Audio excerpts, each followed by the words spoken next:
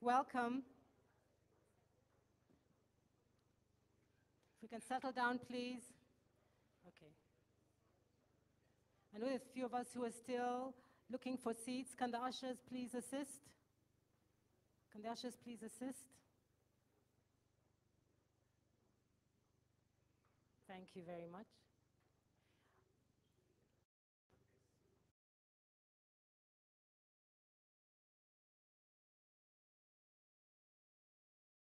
At East African Educational Publishers. And Dr. Frank, when you're ready.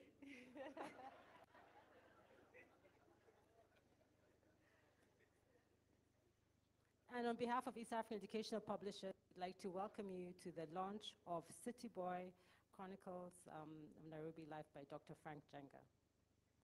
Good evening, everyone. My name is Alison Giboine.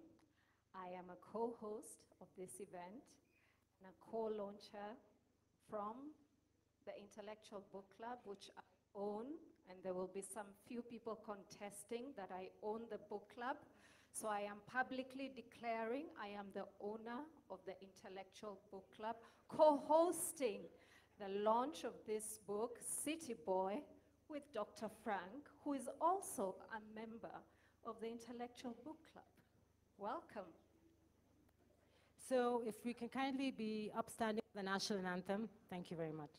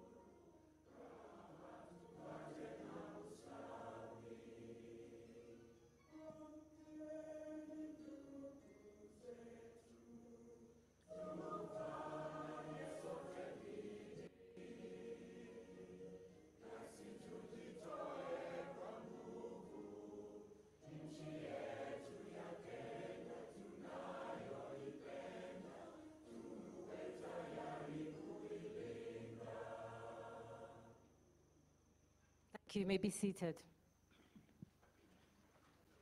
I would like to call on Mrs. Elfrida Njenga to say a prayer.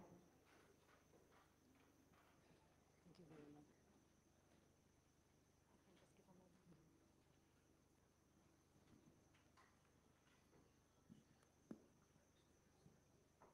Shall we pray? Our Father in heaven, we come before you this evening with thanksgiving in our hearts for who you are in our lives. Father, we know that you love us. You know each one of us by name.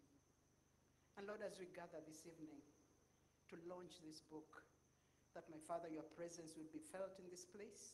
And whatever we do, Lord, may it be pleasing to you. For we pray all this in Jesus' name.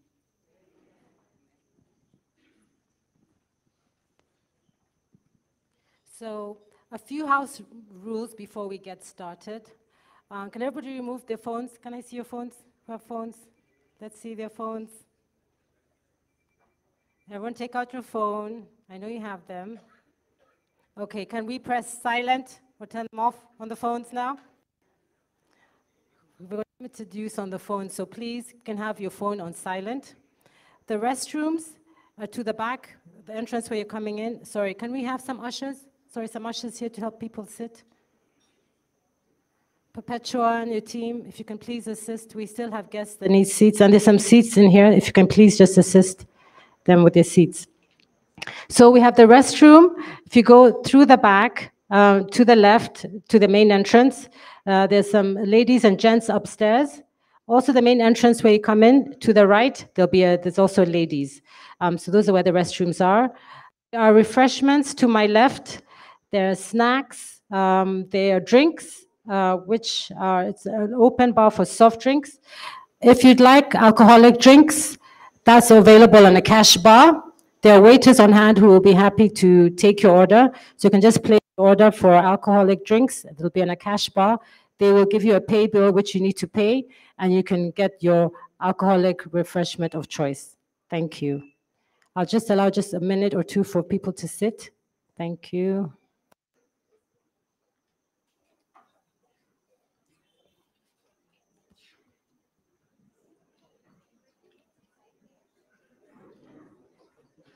Great. If we can come in, sorry.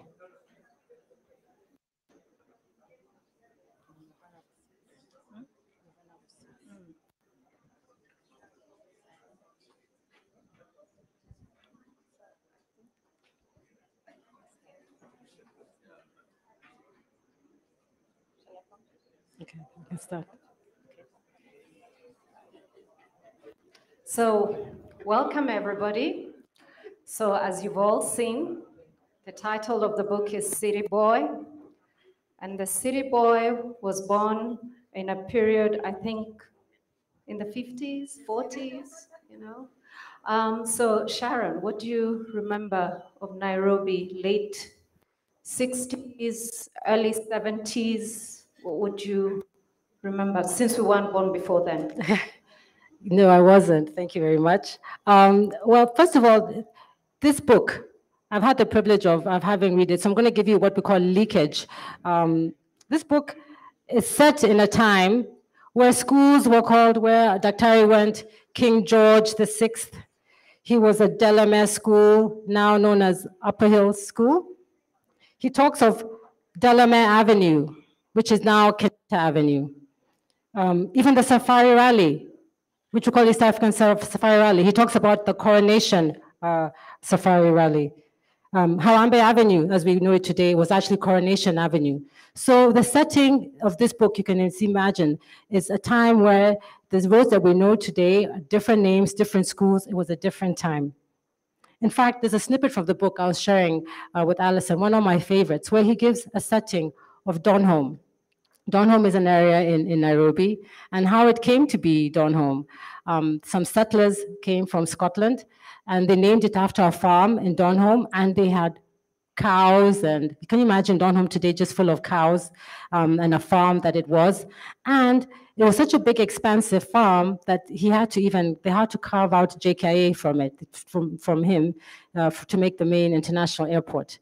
And it was so big that when it was raining, they couldn't get their produce because there was black cotton soil. So they built a road through their farm, which is Jogoo Road today.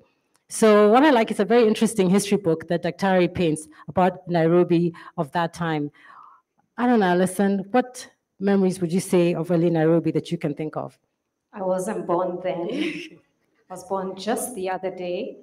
But I remember stories that my father used to tell me. I remember seeing parking meters somewhere in our old Peugeot. We used to use parking meters. And then we also had the red phone booths. Anyone remember red and yellow phone booths? Yeah. Anyone remember anything else, Prof? I remember the double-decker bus. Oh, wow. It was after the war. Yes, of course. Kenya bus timetable. Oh, wow, Kenya bus. Starlight nightclub. That's a very, very good memory. I remember riding in the buses, and then the conductor would have this box that you'd roll and give you a ticket. Yeah, oh, fantastic. City girl, what city? What do you remember? It was before my time. Doc, what do you remember? I remember Sabina Joy. What do you remember, Raquel? I remember those iron boxes that were powered by hot charcoal for ironing clothes. You remember that? And somebody here is gonna say the hot comb, yeah? I remember Munyiris. Munyiris fish and chips. I remember the mayor's Christmas tree. Oh, wow. So your telephone booths. So we remember a lot of things. Mr. DJ, what was the music like in that time? Do you guys remember Daudi Kabaka, Baraka Mushe? I was told by PLOs that women weren't singing at the time, but I stand to be corrected. So DJ, give us music down memory lane.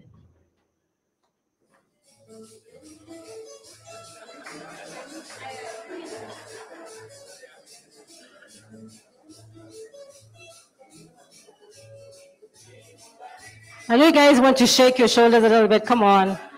You can twist.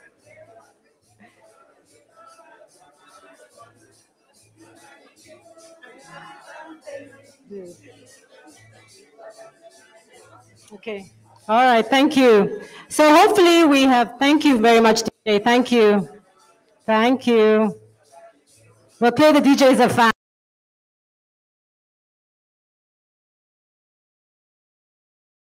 of the book. And now I am going to say a quick thing about EAP before I call our chairman to speak on our behalf. So this year, East African Educational Publishers is celebrating.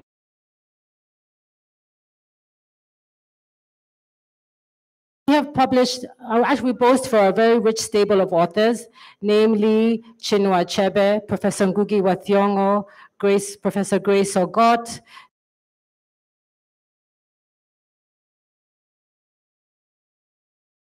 We've also done quite a number of autobiographies that you may know, Njenga Karume, From Charcoal to Black Gold. We've got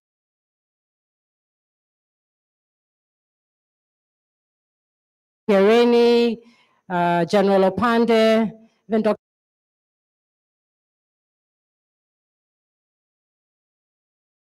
Dr. Frank Njenga is joining a very luminous host of authors that we have, and we're very proud to have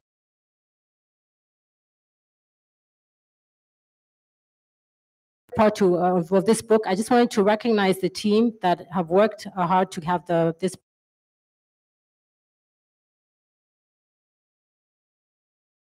We've got Nicholas Washira, who's the publishing manager. Him and his team have worked tirelessly.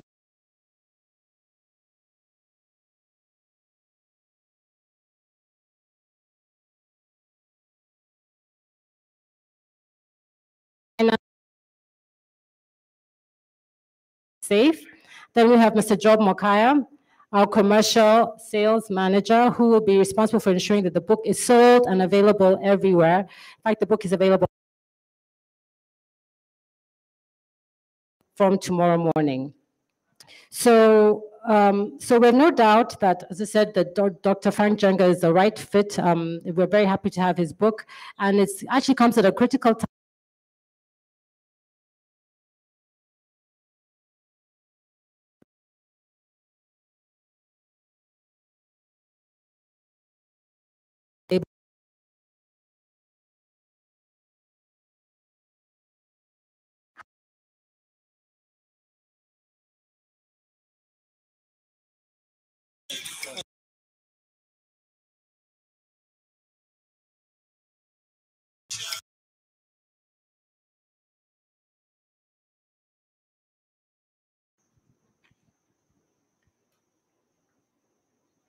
Good evening, everyone.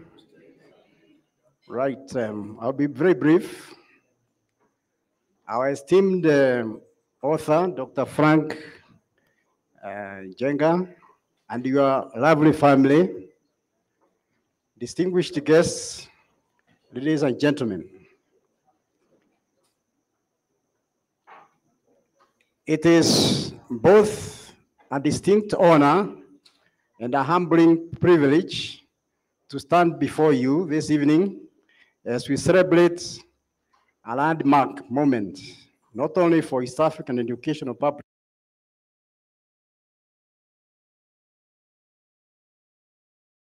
is also a moment to remember for Kenya, for Africa, and indeed for the written word as sacred vessel of knowledge, memory, and vision.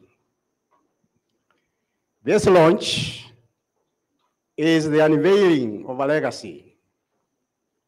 It is the affirmation of literature as a mirror to the soul of society.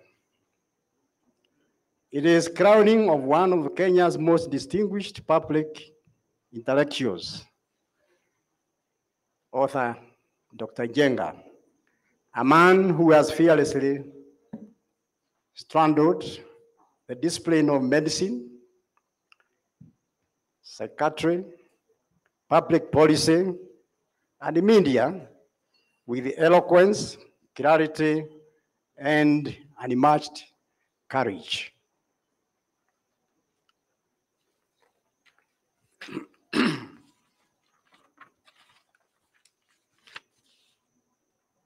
Let me begin, as is the tradition and decorum, by recognizing, I would like to recognize virtually all the guests, but that is not really possible.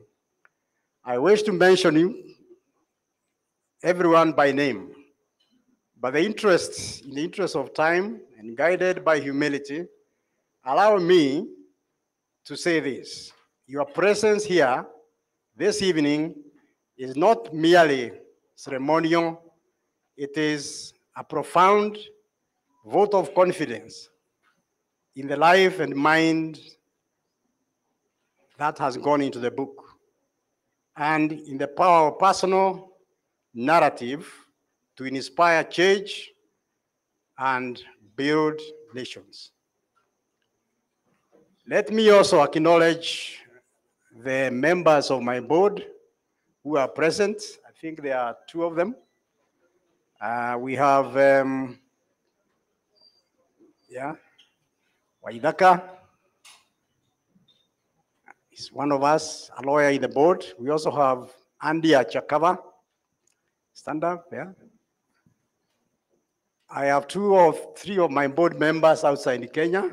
We have Mr. Kiarie Kamau, the CEO, who is representing the publishers in Kenya, somewhere in West Africa, today, and in fact this week. We also have Hilary Chakava, who is also had to travel to US for some official duties. Those are the members of the board. Senior management have already been identified and introduced, and the team has worked hard to put the book together. Now specifically about Dr. Frank Njenga. In Dr. Njenga, we find one of Kenya's most enigmatic minds, a brave man to venture into very uncomfortable corners of the national party. For over 4 decades, he has been a steady voice for mental wellness, a fierce defender of evidence-based thinking, and a practitioner who has not only treated individuals, but diagnosed society. The City Boy, Chronicles of a Nairobi Life, is not simply the story. It is Kenya's story. It is the story of ambition and disruption, of vision and vulnerability, of intellectual place in a rapidly changing country. His narrative is laced with both the fire of conviction and the sobering balm of wisdom. When a man of such pedigree takes the time to document his journey, not out of vanity, but out of service, we must pay attention. We must listen with reverence reserved to sages.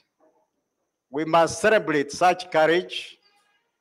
For doing so, we dignify not just the writer, but the culture into which he was born. This work is also deeply autobiographical, not in the narrow sense of personal milestones, but in a broader sense of life ideas, and the quiet yet transformative changes they can set into motion. It reveals to us the mind of a man who has always believed that books are not ornamental, but they are foundational.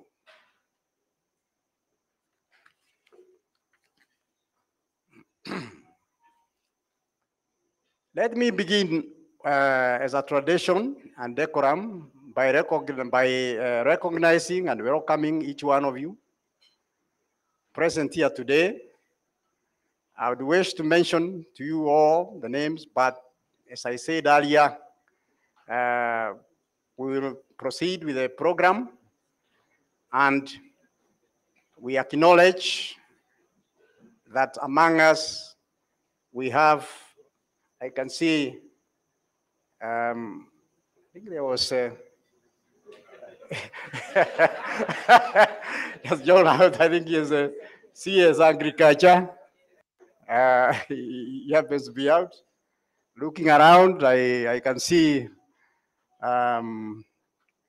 the governor of a county which is making leaps, Kisumu, yeah, among others.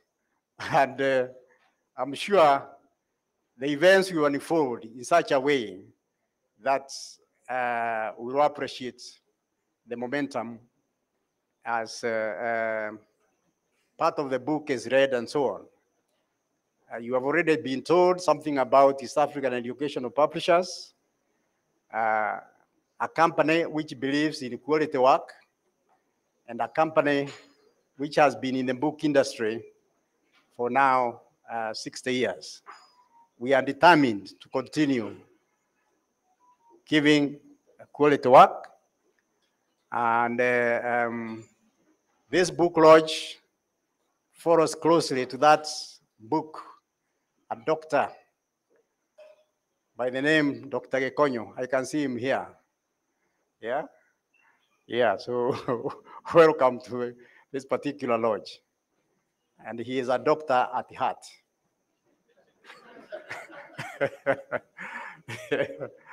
Yes, let me give the opportunity to those others who want to say something, but I'm sure each one of us would want to carry this book home, read it, because it has a story that will form an agenda in the years to come. Thank you very much.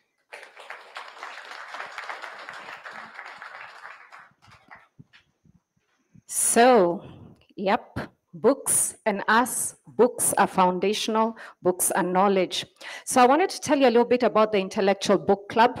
We were formed in, I think, 2012. So friends amongst ourselves decided that beyond meeting, having a drink, it would be nice to exchange knowledge. And that's how the book club was formed. We have members all over the world. So we've been around for more than 10 years. So I'd like to invite our chairman to come and introduce the members of the book club and just tell you a little bit about this fantastic intellectual book club we have. Thank you very much. If I was in Nigeria, I would say I stand by the protocols already established. It's a good way of not offending anybody except the good Dr. Frank Njenga, who is to be celebrated this evening. We call ourselves the intellectuals, unabashedly so. And the members who are present here include my very good friend, Professor Githu Muigai, who may now stand to be recognized. We also have Catherine Karanja Wasiti is here. Her Majesty Joan Mwangi is also present in the assembly.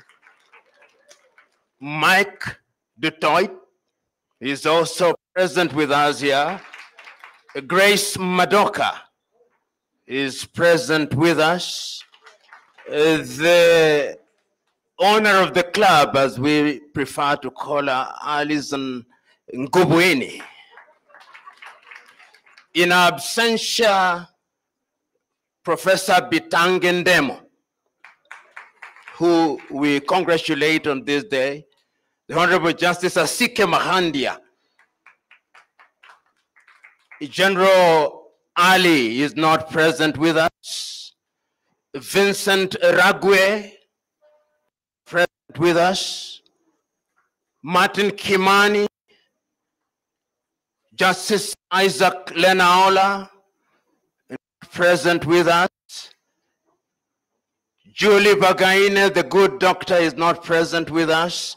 Amelina, who is in the United States of America. And of course, the she-elephant herself, Njoki Kaigai. Barack Okwaro Maina Muluka, who is not present. Anybody who is not as Linya Chai is there, and of course, Dr. Frank Njenga. You know, it is not mine to speak, but the good Dr. Frank Njenga believed that all of us are, as they used to say in Latin, non-composmente, that we are on the spectrum. And when you read the book, you'll discover very many things. He grappled with Latin, and the only Latin phrase he ever remembered was ex nihilo nihil fit, that nothing comes out of nothing. And many of you in this assembly are mentioned very fondly. Dr. Betty Gikonyo is mentioned on an event in 1964. There was a science club competition at the Duke of Gloucester, now Jamhuri High School. And Dr. Frank Njenga lost, and he has never forgiven you. You've got to deal with that matter. You'll also discover this is one of the books that I think is very readable. Typically, he says that those who write autobiographies start by saying, I was the son of a herds boy or a herdsman, and then I graduated to be very successful. But he says he was never in that space. He was weaned on sausages. So Dr. Frank Njenga speaks very boldly. One of the other things that he says that I love, that when he met his wife Elfreda, he was used to simple names like Rose, Faith. Then there comes Elfreda. How do you pronounce it? And you may not know, but he had a beard like Samson before him. And on the day that he was shaving the beard, he remembered Samson and Delilah. And he thought that he would lose his oomph upon being shaved. But behold, he's here, as old as. You will also discover that at one time he was called Ojuku in honor of Chukwuemeka Ojuku of Biafra. He'll also remind you that at one time he was lifted by Patrick Shaw. I do not know how many of you know Patrick Shaw. He was lifted. How he came down, only God knows. But I want you to read, so that the beauty of this book is that he demonstrates that he is familiar with all the autobiographies and biographies that have been written. Whether it is the good Dr. Betty Gikonyo or Dr. Gikonyo or my good friend Dr. Aluo, she's read all your books. My good friend Njoroge Regeru. Your book, everybody's been, Lukoye Daktari, you are mentioned. My good friend Gito, you are there. Githu Muigai, you are there. Professor Nyang Nyong, you are there. All of you are there. The beauty is that the book tells you and teaches you about Nairobi. How many of you know that there was bread called Elliot's, and it was sliced. And there were three varieties: the one in the reddish thing which was sliced, the one in the blue, and then the one we called the milk bread. He speaks to it. How many of you know that Koinange Street was called Sadler Street? How many of you here know about Dunham? How many of you know about Mukwa Ruben? Amazing. If you want to know about Nairobi, how many of you know that Chiromo is actually from Malawi, which means where the two streams meet? Is not mine to speak. Wisdom not only requires, but demands that I now stop. And stop I will. But this is going to be our next read at our book club. Dr. Frank Njenga, historians will remember you fondly. And in your book, you say that a man or a woman who has not traveled thinks that his or her mother is the best cook. You have traveled. You are a good man. God bless you.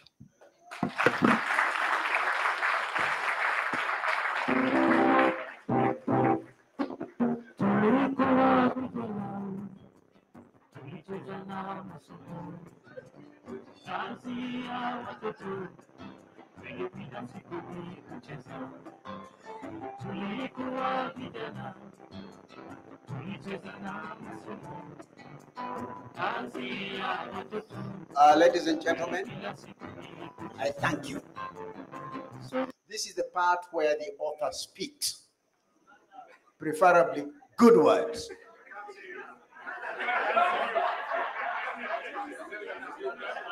Consider yourselves ignored.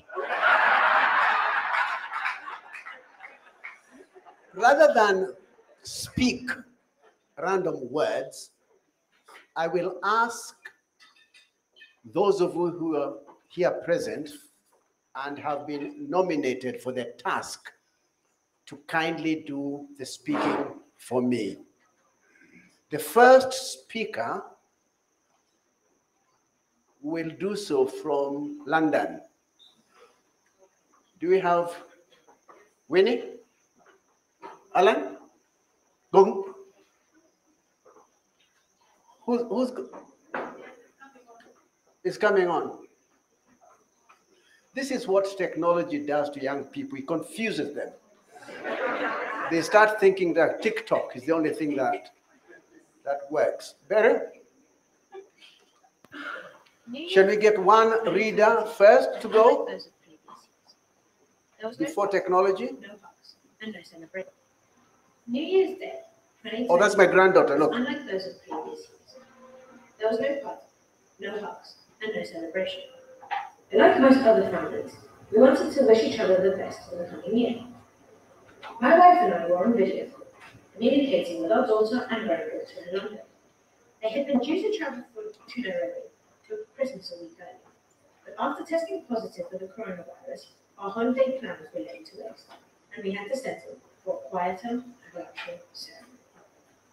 The conversation drifted to the 2022 general election in Kenya. Having met one of the leading presidential candidates a while earlier, I felt that this encounter had made our granddaughter notoriously political, in addition to her usual 11-year-old curiosity. As I tried to explain past elections and the occasional violence primarily based on tribal alliances, her curiosity was stoked. Her questions about different ethnicities in Kenya came thick and fast as she Googled away. Why are you and Grandma from different tribes? She asked. She had already gathered that I was a Kikuyu and my wife, a Taita. As I stumbled in my answer, she fired again. I know the Kikuyu like me, so what do the Taita like? Maybe hills? I smiled at her loose grasp for stereotypes, but I was brought back to seriousness when she asked, who will you vote for? And because you live with Grandma, will she have to vote for the same candidate too? Another problem now presented itself to our confused mind. My sister Vicky had married a Messiah, and all her children were Messiah, which must make her a Messiah. And yet my brother, Chris, who was married to a Luya, was not a Luya, but remains a Kikuyu. How then would they all vote? It's not that simple, I replied, mentally grappling with this intersectionality of gender and ethnicity. It is more complex than it sounds. In her Google search, she came across a coastal tribe called the Mijin Kenda, and I explained that they were a constellation of 9 sub-tribes lumped together for a convenience in local times, much like Luya and the Kalenjin, who were also clusters of sub-tribes. She then wondered whether one could, by visiting a Google store, download an app, apply, and, with a password, become a member of any tribe they wanted. If so, was being a member of a tribe like being a part of a club, where you apply and you're accepted by other members, allowing you to belong to multiple tribes simultaneously? This conversation was becoming convoluted, partly because I had not meaningfully reflected on many of these themes. It became clear that I would need to put some of these thoughts into writing for this inquisitive child. I had tried to persuade Charles Njenga to write his memoirs for several years. He had lived through a critical period in Kenya's history, witnessing colonial rule firsthand and playing a central role at the independence and for years afterwards. Many lunches at Muthaiga Country Club and later at his hotel, Sankara, yielded no success. When I failed, I enlisted the help of Githu Murai and then Attorney General. However, even over meals at the club, we met with the same response: silence. His passing robbed me of the opportunity to learn from a highly respected and knowledgeable man of my father's generation. The loss to posterity was profound. One of the last prominent figures of my father's era had now passed away. No one needed to tell me that I was next in line. Nobody seemed to really write that, what I felt needed to be recorded. Despite my relatively limited life experience, I felt an almost unbearable weight of responsibility. There was no more time for procrastination. I had to get started. I had to find a way to tell my story in a way that was compelling and did not require an apology for the life I had lived. This fact alone had been a significant reason for the paralysis that has held this work back for many years. Because my life story is not the perfect African story of a rural pain and suffering. I had previously thought that it would be of less value to the African people. Further reflection, however, now persuades me that many young Africans call the city home today, and their rural origins are as distant memories of their parents or grandparents. I will take you through the life of time and times of this city. Boy, is witnessed over the decades. We shall visit, as one might with the travel writer, the schools, hospitals, shops, and cultural sites as they were in years past. We should also see how these have changed over the years, some for the better, while others may not have changed much. The rivers, lakes, parks, roads, and highways will also be featured. We shall visit different estates into the city to uncover how they got their names.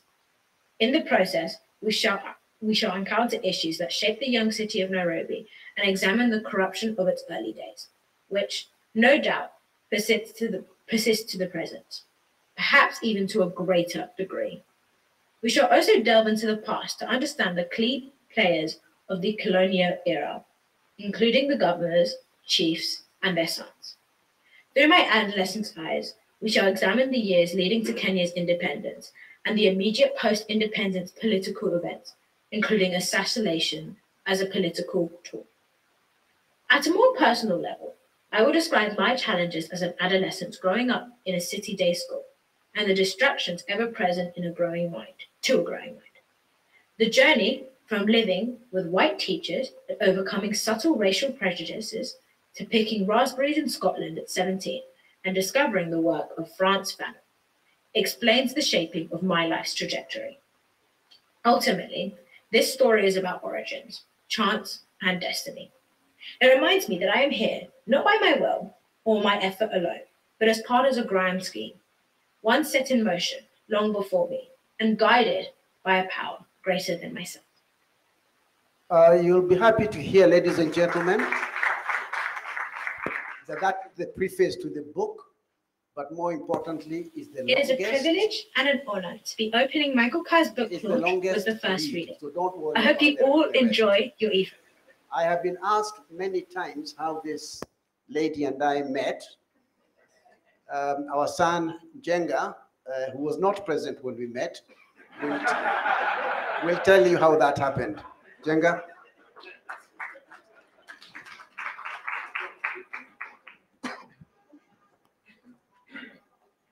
Right, I'm reading from chapter 2, Becoming a Man. Cupid.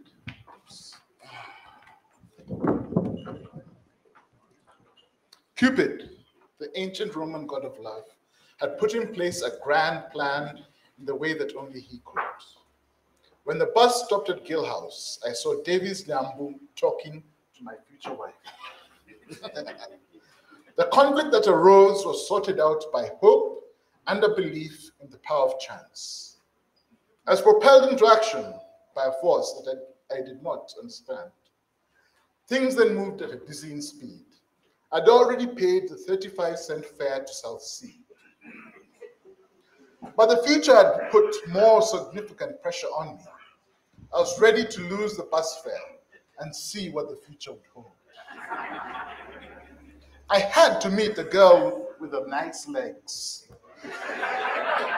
At all costs, seeing the girl standing beside a man who could introduce me was too much to resist.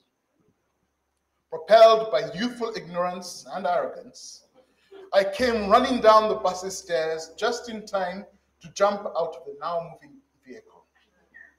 Happily, I landed safely. Many years earlier, I had seen Andrea, who sold fabrics to my parents, jump off a moving bus. All one had to do was to jump off with a torso slightly bent backwards. The science worked for me, and soon I found myself in the presence of Davis Nyambu and my future wife. Pleasantries followed, and her name was revealed, Elfrida. I'd never heard of such a complicated names. I scribbled it and her phone number on a matchbox. On March 19th of the following year, we watched a movie at Kenya Cinema, Dear John. It was our first official date. The great God of love was smiling on me. Exactly a week later, March 26th, was her birthday. The second date was on this most auspicious day, with a lunch planned at City Hall at 1 p.m. At the time, I was working at Campus Ribeiro building as a junior clerk before attending medical school. Cupid, luck, and God worked together to ensure our phones didn't work when she called to cancel our lunch date. Also, she told me, good upbringing did not allow her to stand me up without prior warning. And since she could not contact me, she came. At 12:30, I was in my special attire at Charter Hall to meet the girl of my future life. Potato soup, fried chicken, and fruits cost us 7 shillings and 50 cents. A large sum in 1970. It was my first time in this fancy restaurant, and I was unfamiliar with the procedures of a place where only the rich were allowed. All went well, and we both returned to work for the afternoon. I knew something big was brewing, but I was unsure how to play my cards. The doors to my future had opened. The date had gone better than I had expected, and like me, she seemed happier than confused. Due to a chance meeting, Davies Nyambu had found a future wife for me. Traditional barriers such as poverty, youth, or tribe had no chance of getting in my way. That I had not even been accepted to join university did not seem to matter. I knew that was a foregone conclusion. A courtship and friendship that started at that bus stop now seemed to have been planned to last until one of us goes to the grave. Mr. Nyambu played a role for which, to this day, I do not give him enough credit. I acknowledge, with deep gratitude, his role in changing my life. I was in love and enjoying the feeling. She thought it was too soon to declare such strong emotions at this early stage, and there the matter rested for a few weeks. Before long, the all-important letter came through, PO Box number 11045, Nairobi, announcing my admission to the University of Nairobi to study medicine. This was taken matter-of-factly. I do not remember any excitement or celebration. After all, what other outcome were we to expect? All the hard work meant we were on course for the career of my choice. A girlfriend was simply icing on the cake.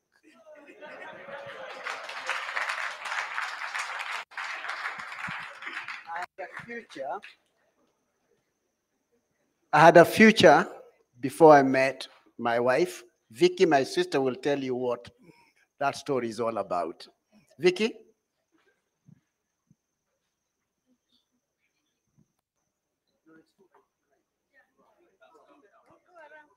There are so many chiefs.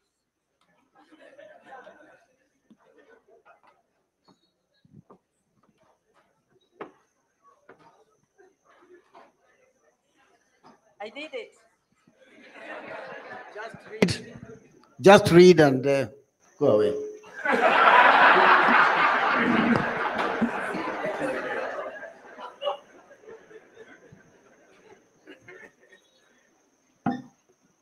I'm closer than him. Being raised in the city, my connection from extended family life was a complete and permanent. There are many cousins and relatives I have no recollection of ever meeting. Tensions must brewed as our young family settled in the city life. Childcare and discipline were ongoing challenges, which may have prompted my two older sisters to be sent to a boarding school at an early age. We had a series of house helps as I grew up. Most of the memorable was brought to us by my maternal grandmother or aunt, who was older than my mother. These two women were my mother's primary support system, arranging everything to childcare, to a boarding school. One of our house helps was nicknamed Elvis because she was always singing. Not well, I must add, but she sang almost all day. Beyond singing, however, there was little she could do, according to my mother. Washing and cleaning were challenging for her. She would barely cook anything besides bad ugali and terrible sukuma wiki, that's kale. She did not last long after she ate my brother's half-chewed gum, which he had been chewing for days and storing under his bed at night. I am not sure why he never swallowed it after much laborious chewing, but Elvis did it for him, which to his distress, he reported traversely, and Elvis bore the consequences. My brother, suffice to say, was a personification of drama. When the spirit moved him, he could cry like no other. He had two types of cries. The first and most common was a silent but dramatic one called the cry that starts with breathlessness. It began with short, sharp breaths and deepened into rapid gasping breath. If not stopped by immediate maternal attention, it would end in silent floods of tears and thick mucus from his nose. The second was far more theoretical. He used it the day Vicky, myself, my sister, unhappily tasked with bathing him, deliberately poured hot water on his side. He screamed. I am convinced could have woken the dead. My mother was understandably furious with her disobedient daughter and meted out appropriate punishment, though sadly with little long-term effect. Go further down. The bathroom was just a few steps from the kitchen, and by the time she arrived, the water was still very hot. My brother Chris had been whining consistently about something, and in a moment of frustration and poor judgment, Vicky poured the hot water on his naked, lucky frame, scolding him in a manner never witnessed before or since. The whining ceased abruptly, replaced by a scream so piercing that the neighborhood heard it. My mother arrived at the scene with the speed of light, immediately focusing her attention on the wounded child, who was rushed to a nearby casualty department. As for Vicky, her punishment would come later.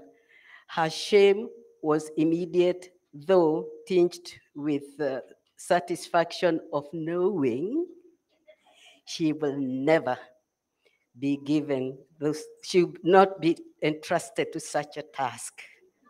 She had made her point about being forced into responsibilities she resented. Throughout her life, she has demonstrated the same unwavering defiance against perceived injustices.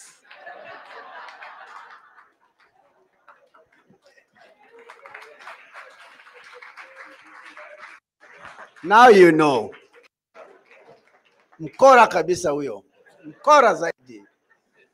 Now I went to King George VI Primary School, which is now called Mbagathi. To represent my primary school, we have a reading already on the Kuko. Sharon, do you have it? Oh, there she is, the young beauty from my primary school. Another change of school venue came in 1961. Our new school had been built, and P26 had found its home on the present site along the Baby Way near Anderson Hall. It was a huge school, brand new and custom built to the highest standards. The future for us had started. New teachers arrived, and some new pupils joined our class. Charles Wako and his mother Alice were in school. Charles would remain in my class from then through high school, and his entire family would stay in touch.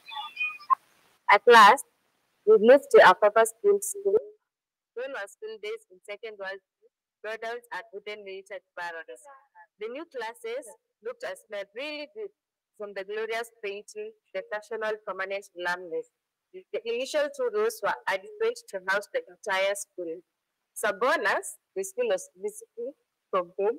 It doesn't take 2 minutes to get to the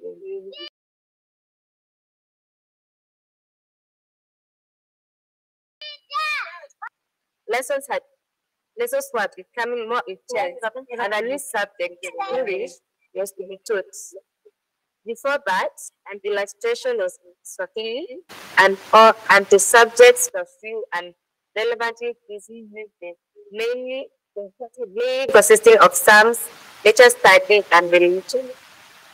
A small problem soon came to our attention. Some teachers had issues with the English language themselves, and they dared not confess to its difficulties. Fortunately, Mrs. Alice Wako and Mr. Ndula were fluent in English, and we were taught many new words. Within a year or two, we became experts in this language and had our first English debate in Standard 5 or 6. Kahama made the most memorable introduction to this debate. He got up and said, "As I stand here on my balcony," with those words, he rested his case and found his fame is the boy who spoke the best English. None of us knew what a backbone was, less so how to it and why. Some people knew Kahama was in the same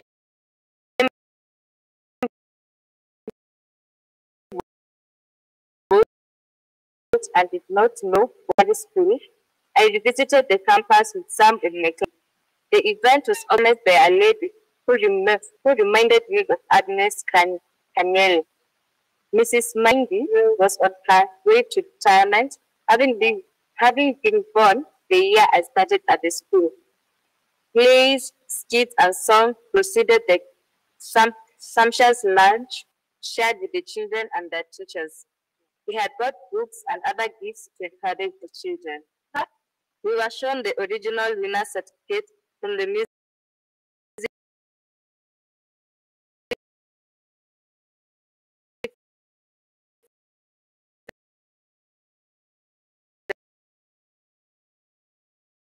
festivals of 1960 and 19. Zaituni had passed away the year before, and Jane was in London, but we sent her some pictures of the day. When we moved in as children, snakes, antelopes, hares, and occasional crocodiles visited our school. On this visit, it was as if someone had been asked to demonstrate to us a concrete jungle. What used to be plain field covered in tall elephants grass was now the Ngumo estate, the golf course estate, and camp. There was no inch of grass except on the school playing field, where a huge school was under construction.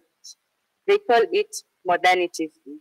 This nostalgic visit to my old primary school marked the formal beginning of my retirement. Thank you very much. Before retirement, I went to the infamous or famous Delamere School, now Upper Hill School. And this gentleman here will very quickly read and tell you the story of what our school looked like in January 1964, the year after Kenya became independent. Simama kijana. Aya, soma.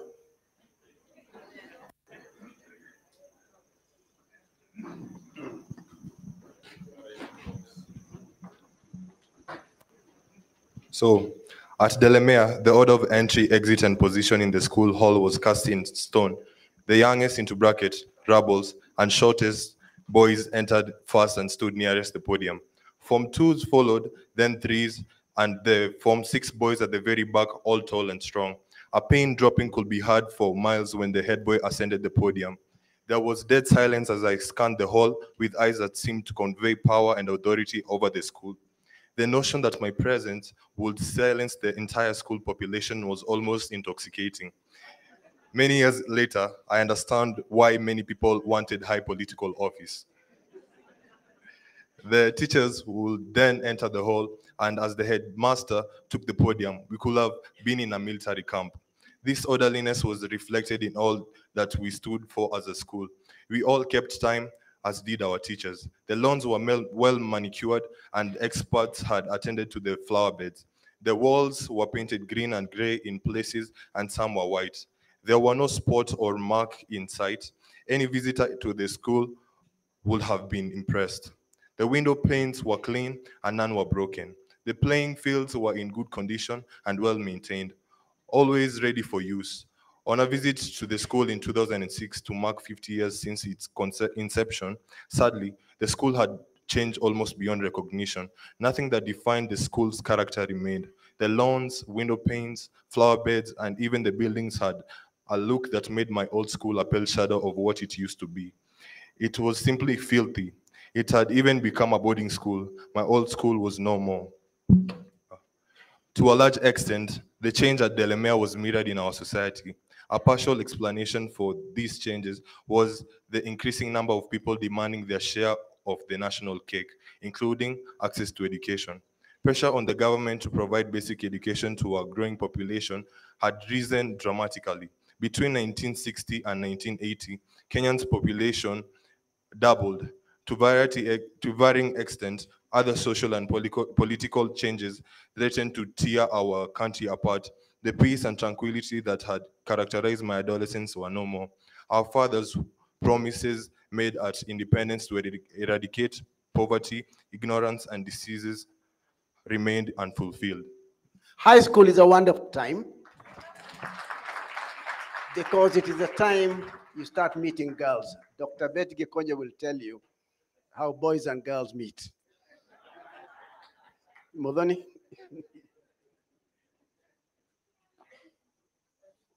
Modoni, don't go up there. You can read from here.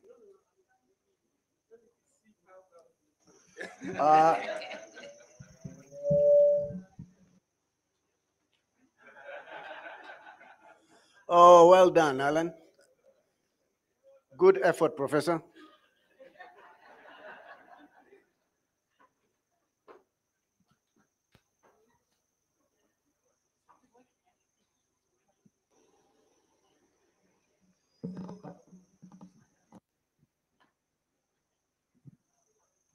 Thank you.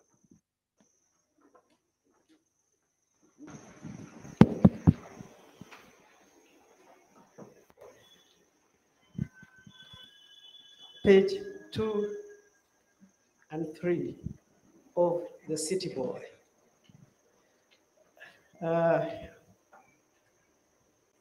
Jane Achieng, the girl from becoming difficult to read. I would wish I read the book. There's a reflection on, yeah. Yeah.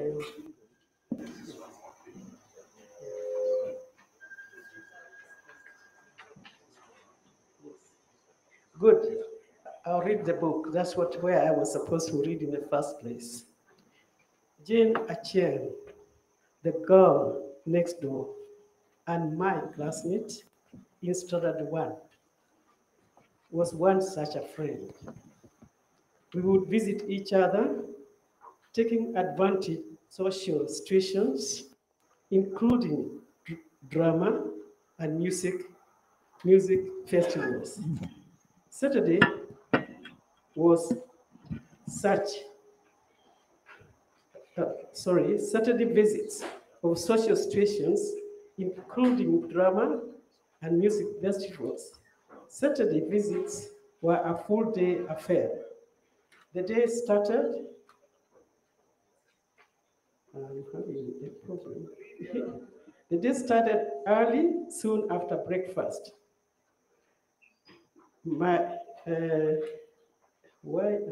Don't worry, this was 60 years ago, so you can imagine, the years we are talking about.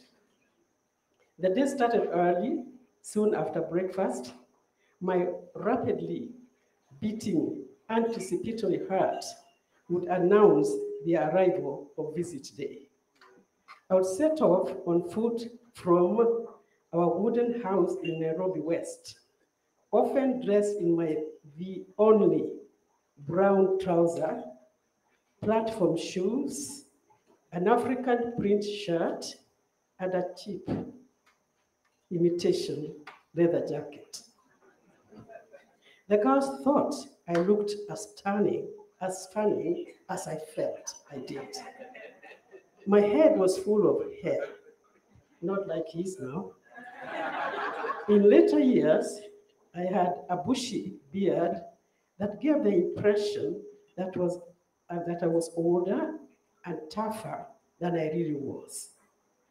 As I was told by my admiring friends in later years, I walked confidently.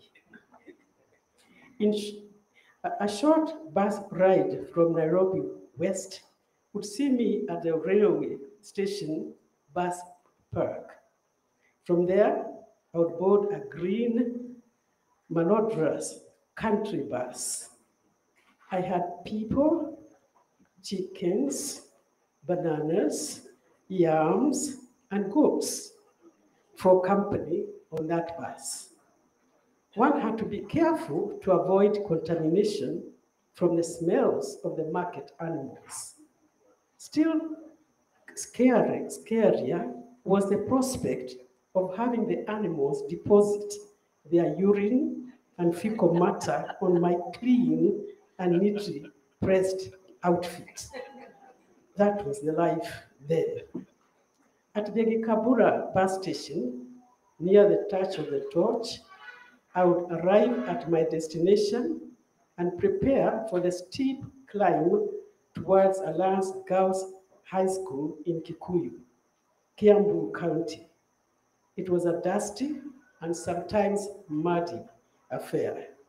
But the price at the end of this brave adventure more than made up for the problems it engendered. With the stiff climb to the Church of the Torch done, next came the precipitous descent from the church grounds towards the school gate, permanently manned by two girls in those iconic green skirts and white blouses. Those of you who know that school will know who we are talking about, Alliance Girls High School, green and white. On one such visit, this is where the story begins, I encountered a light-skinned, slightly slender, don't look at me, well-spoken girl at the school gate. Her school duty that day was to stand guard, open the gate for those allowed to enter the girls' school, and welcome us. It was also her job to keep out undesirables. But this one was not undesirable. Who have you come to see? And what is your name? She asked with an air of authority. Despite being slightly intimidated, I answered the question to her satisfaction. And soon a message was sent to McPherson House. I spotted my host, resplendent in her school uniform, walking shyly towards me from a distance. Curiosity overcame some of the girls. A few would be seen from behind bushes trying to figure out this short, confident boy who seemed to have the courage of a soldier. Little did they know how my heart was pounding with fear as they watched how Jane and I would greet each other. We smiled, and she led me to a secluded spot on the lower field to the right of the gate. The rules were clear and were strictly enforced. No physical contact.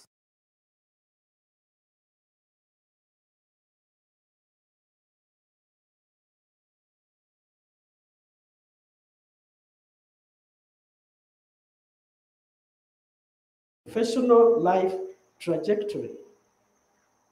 Beauty Mwangi, later Betty Gikonyo, became a dear and valued friend.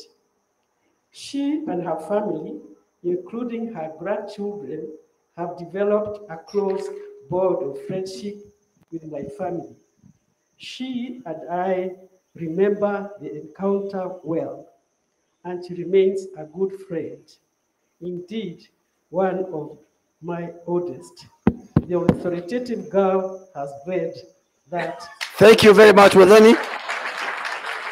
So wherever you see Muthoni, Betty, she's one of my old friends. And now comes my most dangerous of friends. Professor Wariara Mbogwa tried to end my life at an early age, but because I am here, she did not succeed. Oh my goodness. Remove the container, Wariara. Jenna Cheng was my classmate, my roommate at Alliance, and that's why I met him. 3 years before this incident. I'm reading chapter 5, My Roots, page 113 to 114. Teenagers are creatures born to test all parental boundaries. This liberal approach was to be tested to the limit when I was about 17. A party had been organized at the home of Dr. Kenya, father to one of my classmates in primary school. He was a medical doctor and lived in the upmarket area of Kileleshwa. My friend Wariara Mbogwa lived in a block of flats next to St. Andrew's Church, a beautiful edifice built in 1910 as part of the Church of Scotland. I had borrowed a motorbike, a Honda 90, for transport that day. Having picked the young lady, actually having my father surrendered me to him. Ukweli mtupu. A boy in a motorbike, and I'm the only girl. So having picked the young lady up from her home, we sped off past the University of Nairobi hostels and turned right at the top of the hill on Arboretum Road. The road wound down towards Kirichuan Dogo River at the bottom. It's important for you to get this. To this day, it is lined with a canopy of trees that make it beautiful by day and slippery at night, particularly after a slight drizzle that day. Now, I know all these facts, but as a teenager, I was not averse to experimenting with danger. Then tragedy struck. At the last left turn on Arboretum Road, the Honda 90 hit the curb on the opposite side of the road. As it flew into the night sky, its two rather frightened young passengers followed suit and soon landed on the soft, him on the soft one, me on the rock, muddy forest floor. Other than extreme fear, I had no injuries. My passenger was not so lucky. She had sustained a deep cut to the head, and blood was gushing out on a manner that would almost certainly lead to death in a short time. Fear engulfed both of us on two accounts. The first was that the injury turned out to be life-threatening. And the other, equally significant, was that we might miss the party. Then a miracle happened as we struggled to get out of the forest with the girl weighed down by the motorbike. A familiar vehicle driven by my father appeared and was soon to the rescue. My father had with him my two sisters, Vicky and Nancy. Vicky and Regina, who had been invited to the same party. He stopped to assist us. And it struck me that he would not have recognized us initially in the dim light from this car, with all the blood and everything. I loved my father, but from the moment he called us out from the forest floor, my love grew a whole lot more. He picked up my girl passenger, put her in his car, took her to K&H, and left me to sort out the matter of the motorcycle and the mud. As I pushed what remained of the Honda 90 down the otherwise safe Arboretum Drive to the Shell petrol station at the bottom of the hill, now a major intersection, my passenger was being stitched at the Kenyatta Hospital, 12 stitches without anesthesia. A detail he likes to forget. Also true. As would be expected, I left the Honda at the petrol station and looked for a ride to the party. We both eventually arrived at the party in Kileleshwa. She with a bandage on her head, and I soaked in oil and mud with grass sticking out of my clothes. Nothing could stop us from having a good time, not even a near-death experience. As was his way of doing things, my father parked his car a short distance away from the home where the party was and slept in the car until it was over. He then took us all home. This was a most unusual man who had his own way of ensuring the loyalty and safety of his children, and I dare say those of his friends. No other father of the 60s behaved this way. Oh, we miss him so much. And so Warriera tried to kill me. Doris Kenodia, then Warohio, taught me how to go into public life and leadership. Doris is a pediatrician. She's my friend and my older sister. Doris? You don't have to go up there, Doris. You can read from here. Yes. Let me show you, Doris. Remove this.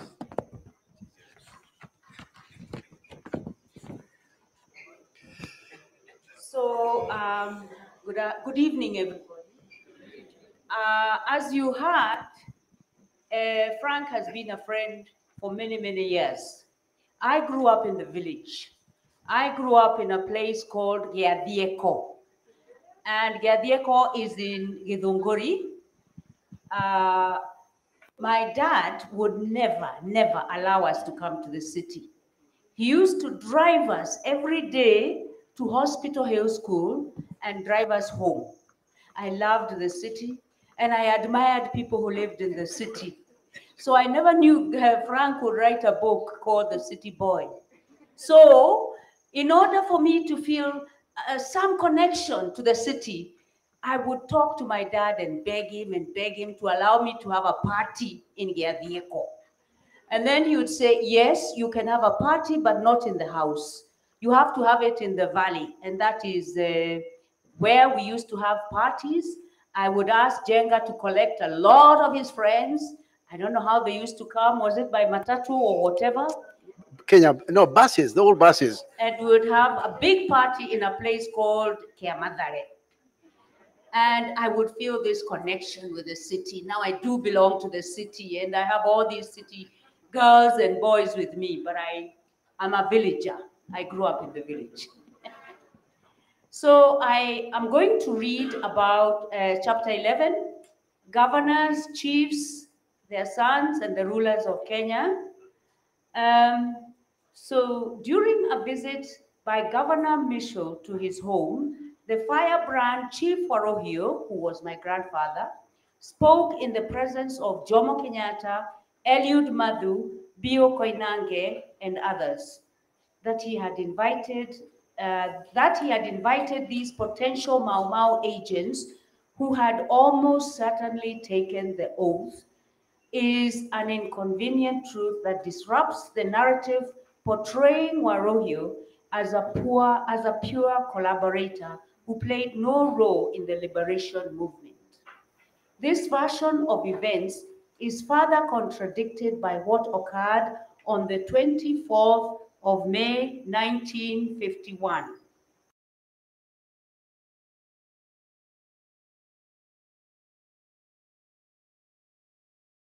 Senior official from London, Again, all the key African leaders were in attendance.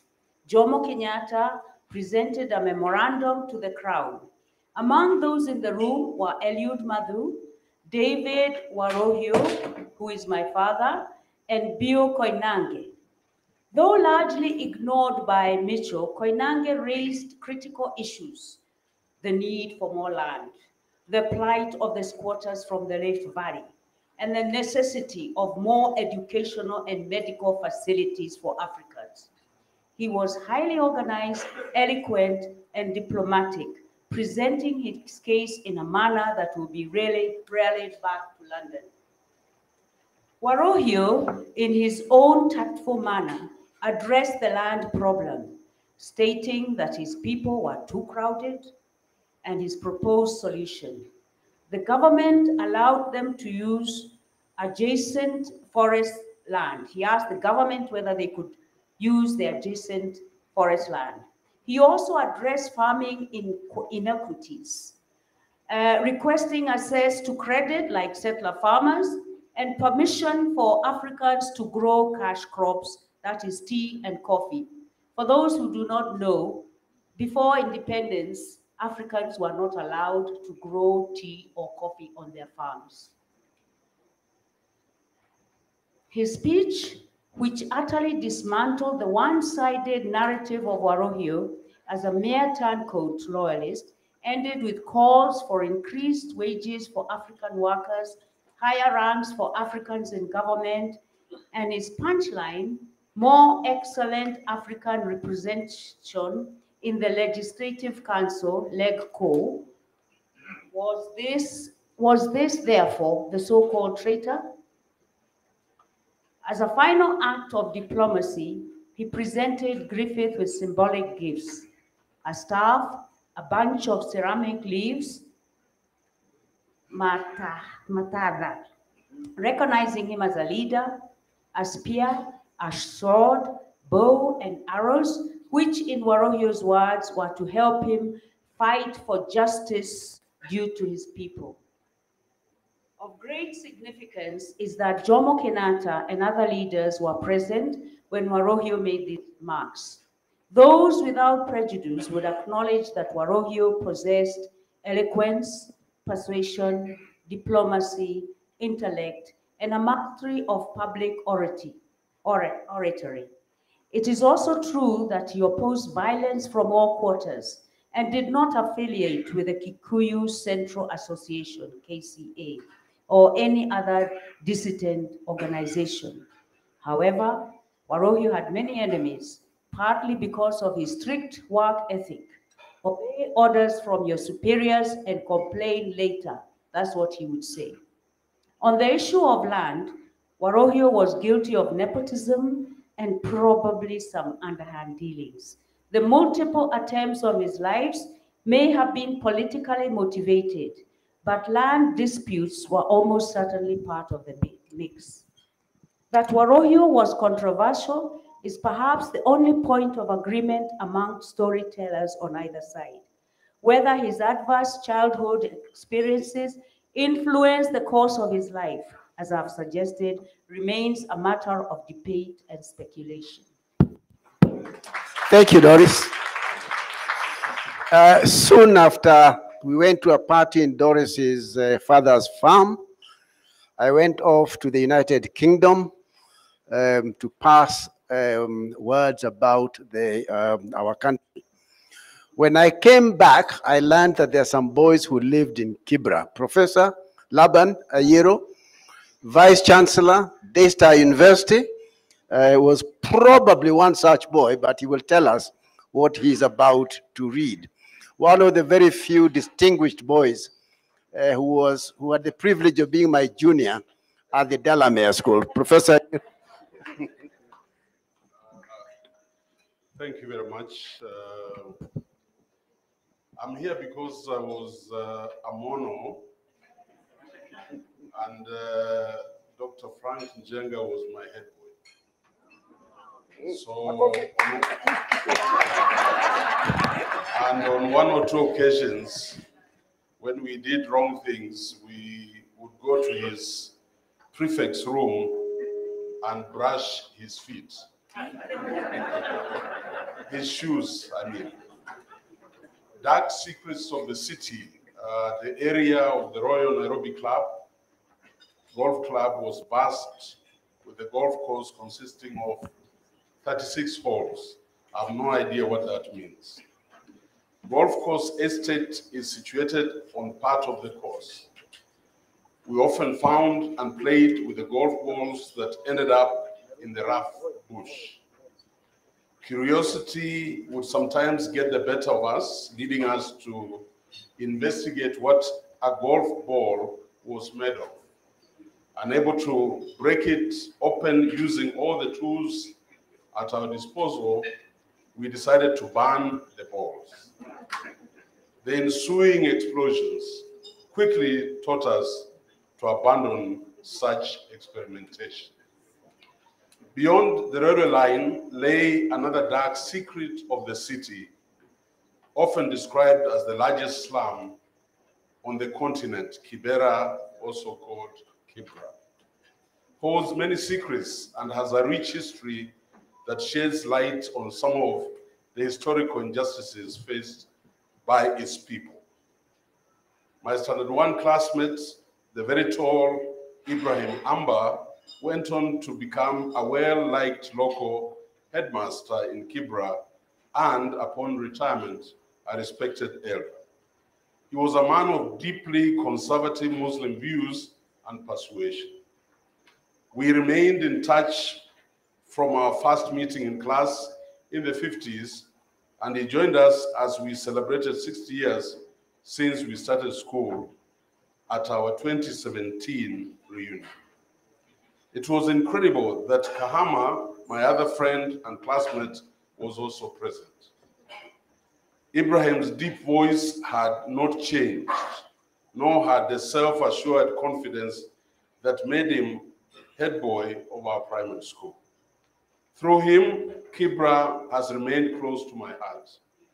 As a young intern after medical school, my friend Richard Baraza invited me to work with him at the newly opened Olympic Estate, where we ran a thriving private practice in the 70s.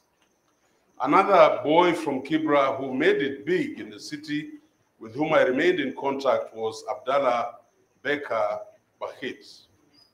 He escaped the slum through Alliance and Thika High School and secured a place for himself in the boardrooms of leading insurance companies in the city. He became the managing director of Sedgwick Group of insurance brokers and for many years played golf with the rich and famous at Muthaiga Golf Club. He was one of a handful of Nubians who escaped Kibra. Throughout his lifetime, he served in many influential positions, and at the time of his death,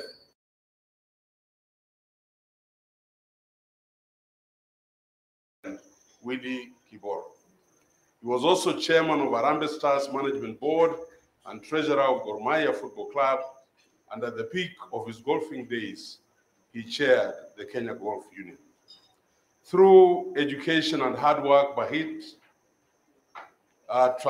transitioned from Kibera to the upper market Nyali Estate, where he lived until his passing on in 2014. Sadly, very few make this transition. Those who tell the story of Kibra often overlook the remarkable achievements of the few original Nubian descendants who broke free from the cycle of poverty. The history of Kibra dates back to 1899.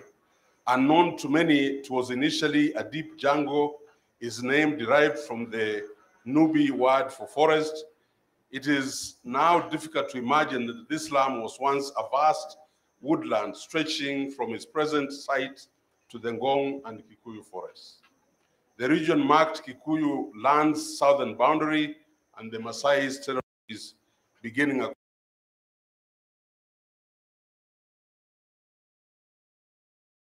teeming with birds and wild animals that greeted the first European settlers in Kenya. This desolate area on the outskirts of Nairobi was designated as a residence for Nubian soldiers who had migrated south from Sudan and Egypt. And in 1918, these soldiers were allocated plots of land in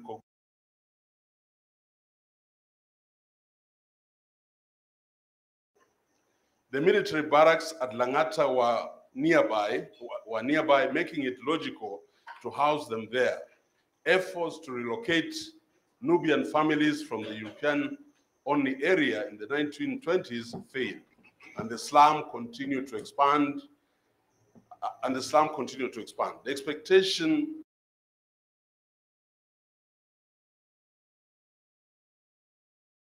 into the city's planning. In a sense, it has remained a temporary settlement for over a century. These deep-seated injustices would later erupt in Nairobi, converse in an attempt to address the colonial government's iniquities, perpetuated and, in many cases, exacerbated by successive post-independence administrations. Some slum dwellers today may wonder whether the war their forefathers fought resulted in the prosperity and freedom so passionately promised at independence. I fear the answer is no, and that is not a secret. I just want to mention that I'm not a Nubian, but I grew up in Kibera, in Saba, and it is true, Frank, that for us, the rats of the gutter were supposed to have been born in the gutter, grow in the gutter, marry in the gutter, and die in the gutter.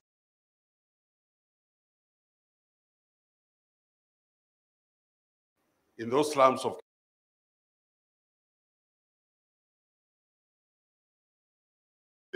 Thank you. Thank you, Prof.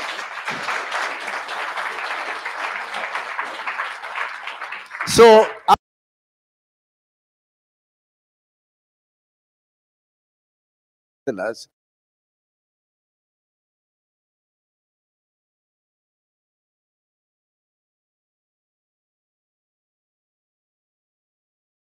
read a portion of the book that deals with the crisis that occupy the minds of teenagers. I was no exception. Evans? Amen. As I read this, it is so exciting to note the reason why Dr. Frank and, of course, his wife are deeply religious and would never miss church at All Saints Cathedral as long as they're in Nairobi.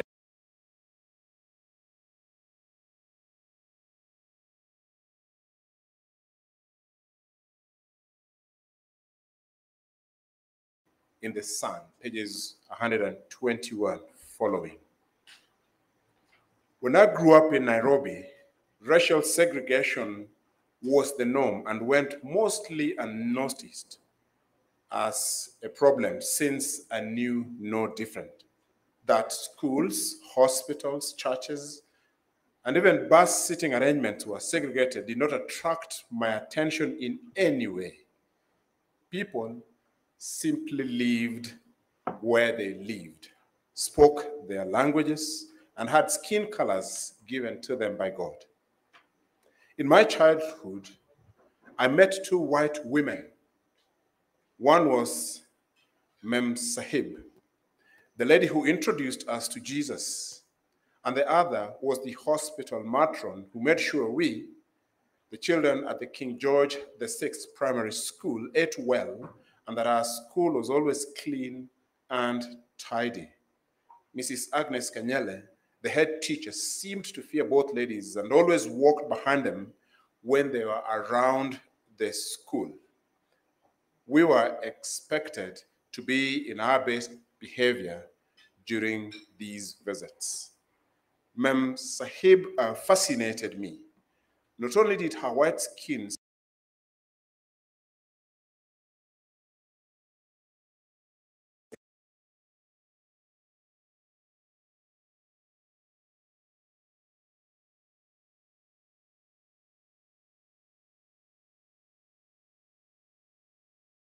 Her hair flowing behind her small head was to her scooter, whose exhaust flames had a sweet, fruity smell. As she rode away, a gentle cloud of dust rose behind her, and as she descended towards KMTC, the dust and the clouds would swallow her, and she would vanish. This is where my childhood imagination would take over. This white woman seemed to know everything there was to know about God, Jesus, and heaven.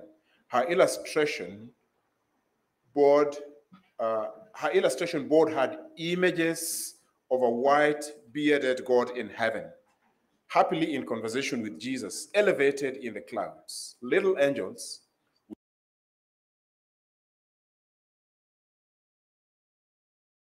so smoothly. This was my childhood picture of where good boys would be headed for eternity. In images of the manger in which baby Jesus was born, he was surrounded by sheep, and his mother, Mary, was a white woman, just like Mem Sahib. As Mem Sahib vanished down the valley on her way home, she seemed to enter the clouds, and I was sure she had reached her home in or near heaven. She was, after all, engulfed by dust and clouds, just like another biblical character, Elijah. These images formed my earliest recollections of both Christianity and white people who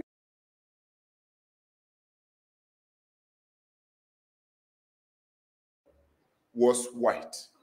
And they were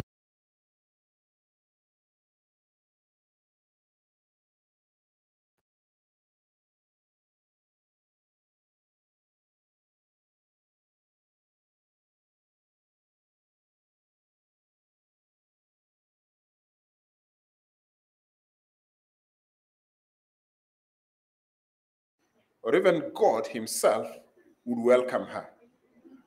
They would all have good food, sleep on comfortable beds, and get on with the rest of the day. They had only one song they seemed to know, which was Hallelujah.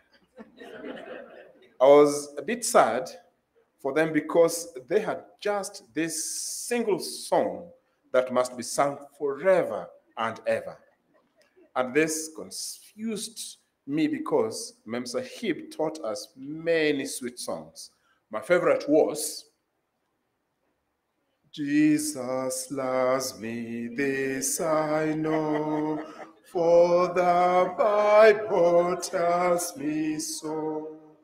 Little ones to him belong, they are weak, but he is strong. There were many others, so why they had only one song in heaven confused me. Sometimes the Sahib told us really scary stories. There was, for example, this dark-skinned fella called Judas, who had curly hair and a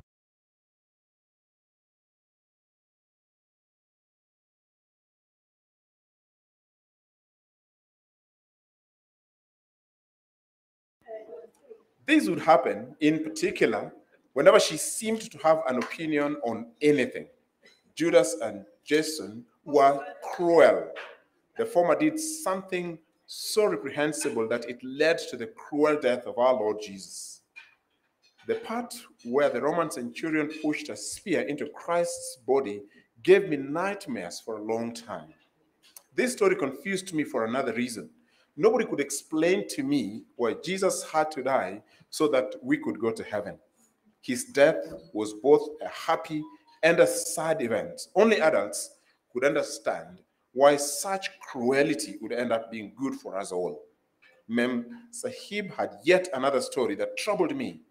It was about children who did bad things and how they would suffer in the fire underground together with the devil, who, in the images on the platform in front of us, resembled a witch and was black. I was sad for such children because they would ask for a drop of water to cool their tongues and we would refuse. This also confused me because in other lessons, like the Good Samaritan, helping others was a good thing. These subtle images of white being good and black being bad were not only represented in the classrooms and lessons, but also in the white hospital matron who was clearly in charge of the school and held custody of hygiene standards. It all drove home the same subtle point. So, to my rescue, following all this juvenile confusion, I turned to an age mate of my father's, Mr. Charles Njonjo, who really helped me to navigate the complexities of life. And as Mrs. Margaret Njonjo will now tell us, one of the complicated things that I confronted, well, Tata, do you want to go up, Alan? Mr. Njonjo really did help me with some very, no, you can read it here. No, no. Okay. Thank you, Alan. Thank you, Alan. Thank you very much. Hazards numberless. Now, in today's world, presidents, writers, journalists, all have one characteristic, many, but one in particular. They're very imaginative with the truth.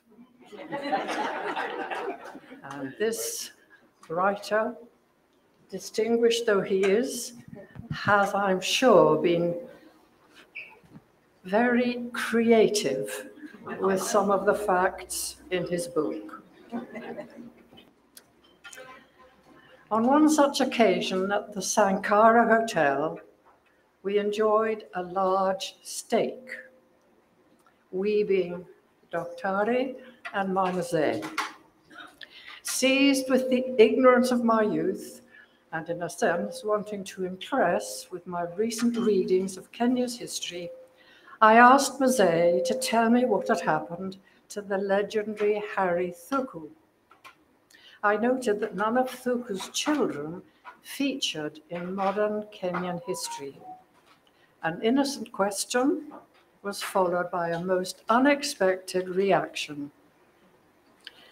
In the way only his close friends would have witnessed, Charles, as he was fondly referred to, picked up the well-starched napkin from the table, covered his face with it, and went into a prolonged session of laughter,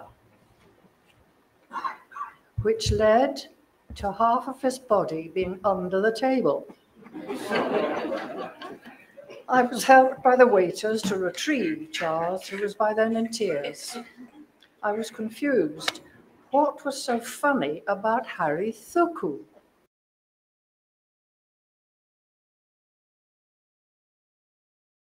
Why did my host literally go under the table? And why, as it now seemed, did Thuku not have children?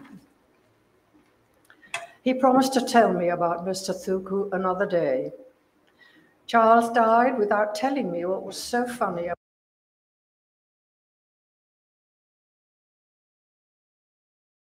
you.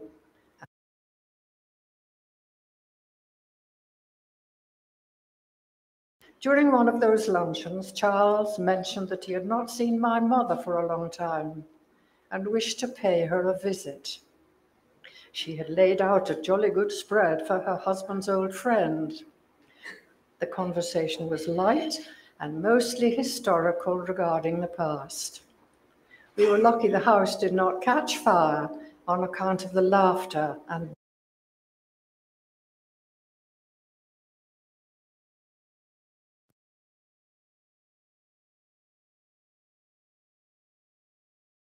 for me to carve for the special guest.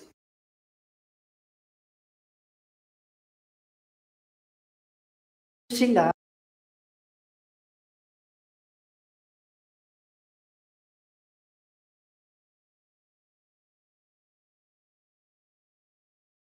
not dared to ask. He decided to extend his visit a little longer to allow the tea to settle and make room for at least a small amount of meat. That was when the stories started.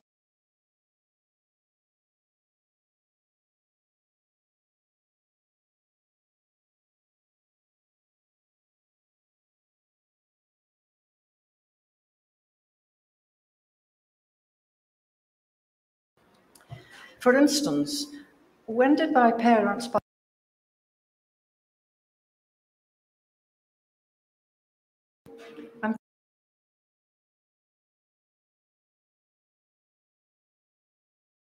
did not seem to have any idea of owning property in such areas in the early.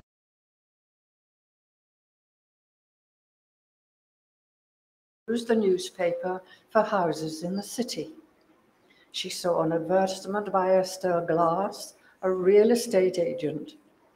She called the number and was told the location of the house on Muhoya Close. She had not been to Lavington before. She went to see the house with the agent. She loved it and said she would buy it. She had no idea where the money would come from, but did not let the agent know this. The agent confirmed that she would reserve the house for her. That was in 1972, and the house was going for 275,000 shillings. She had yet to tell my father and had no idea where the money would come from. Banks were generous then, and soon the house and the tenant were all theirs. Charles Njenga was impressed by this story, ate a little of the meat, and left a happy man. Thank you, Tata.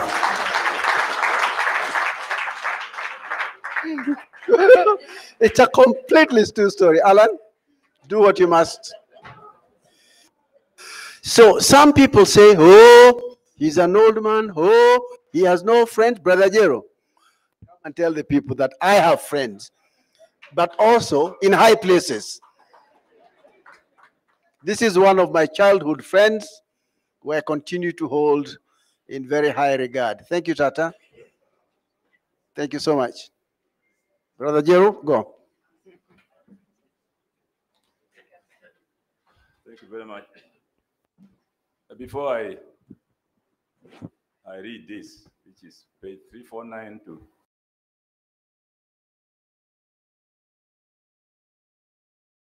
your eyeballs. There's a lady called Mariera Mbogwa. Really?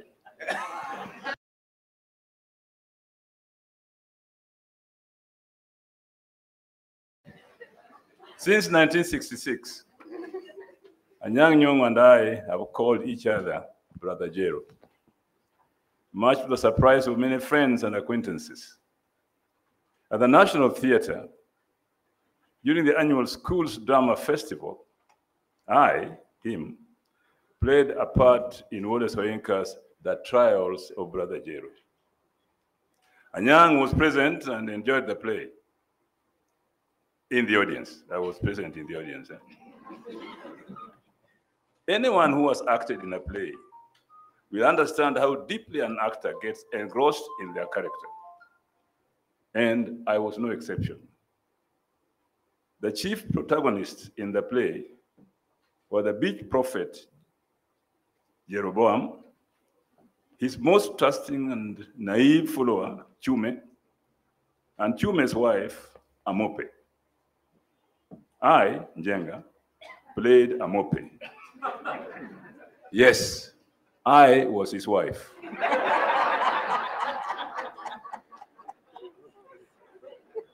Through these three characters, I was led to think deeply about the construction of the church, as well as family, relationships, and the influence of God. This influence persisted despite my fully knowing that Soyinka was writing a satire, and that all the characters were the creations of his admirable imagination. This, however, did not stop my young mind from seeing some inconsistencies in the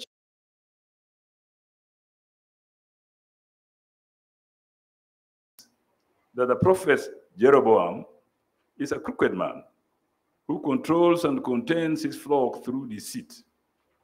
His primary tool of trade on the beach is the insecurity of his flock, whom he sometimes refers to as satisfied customers. Brother Jero had taught them well. Of his flock, he tells us, I quote, I know they are dissatisfied because I keep them dissatisfied. Once they are full, they won't come again. Reverend, do you hear that? This tragic truth has not changed. It is well understood by many caught in the triangle between the suffering masses, their prophet, and the ever elusive provider of peace and happiness. Chume, my husband, is a little hen-pecked messenger with two wishes in life. One is to beat Amope for the sin of looking down on him and mistreating him, and the second is to achieve the rank of chief messenger. He believes that he can achieve both through the grace of his spiritual father. On account of the first wish, he pleads with the prophet for permission to beat me up. On his knees, Chume implores. All the woman needs is just one sound beating. But I've got to beat her, prophet. You must save me from madness. The man of God is not only the passport of poor Chume, but also the custodian of conduct between husband and wife, and the gatekeeper of sanity. The prophet keeps a hold on his flock by withholding permission to beat his wife because if he grants it at this stage, he might lose his most adherent follower. The church, here represented by Jero, exposed to me its shady and malevolent side as it manipulated the poor who could not see beyond the cloth. Another side of the clergy that I saw in the play, and which continue to be fully viewed in my adult life, is the image of cultivation of religious leaders. They maintain their power by ensuring that the flock literally and metaphorically looks up to them in all interactions. Draped in their princely robes, they stroll, exuding great importance, as though each step and breath is divinely orchestrated. Many develop strange accents, while others lose their mother tongues and require interpreters. Some, like Brother Jero, are simply crooked. As we discover in the play, the prophet owes Amope £1, 8 and 9. When Amope demands her money back, his response is, yes, thanks be to God. I hope you have not come to stand in the way of Christ and his way and his work. Unquote. This is not an uncommon stance even today, where debts owed by priests are protected by their relationship with Christ. Another striking revelation in the play is Brother Jeroboam's weakness for the daughters of Eve. He loses all composure when confronted by the limbs of a young female passerby. Like many who came after him, Brother Jero preaches from both sides of his mouth. He commands the flock to control their temptations, yet for him, the discipline is too much.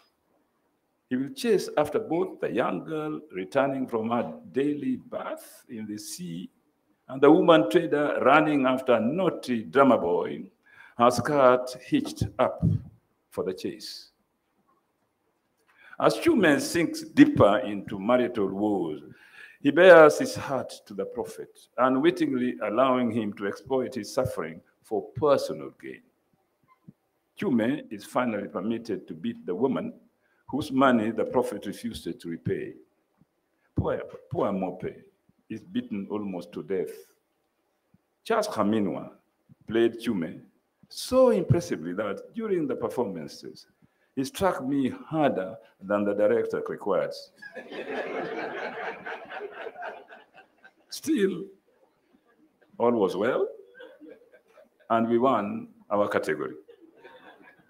As the play unfolds and Chume realizes that the prophet is a rogue and that he now has permission to beat Amope, so Inca exposes yet another aspect of societal rot.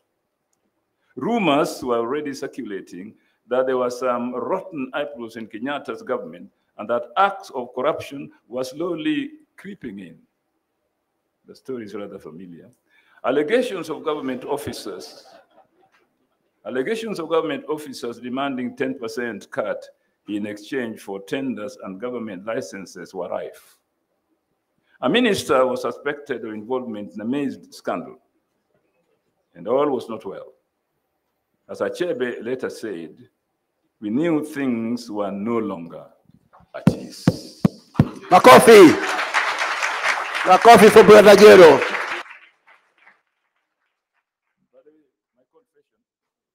My father was a pastor, but never behaved like this. I knew Mzee Hesbon, I knew Mzee Canon Madoka, I know Mzee Sospita Magwa, all Brother Jero's father's contemporaries. These, in my very humble view, were true men of God. When they prayed, God heard them. Brother Jero, thank you very much. Now, as we come to an end, I am fully aware that I might have upset one or two, maybe three people. For that reason, Senior Counsel Professor Githu Muigai is here. If I have upset you, please see him. Don't come to me. Githu, come and...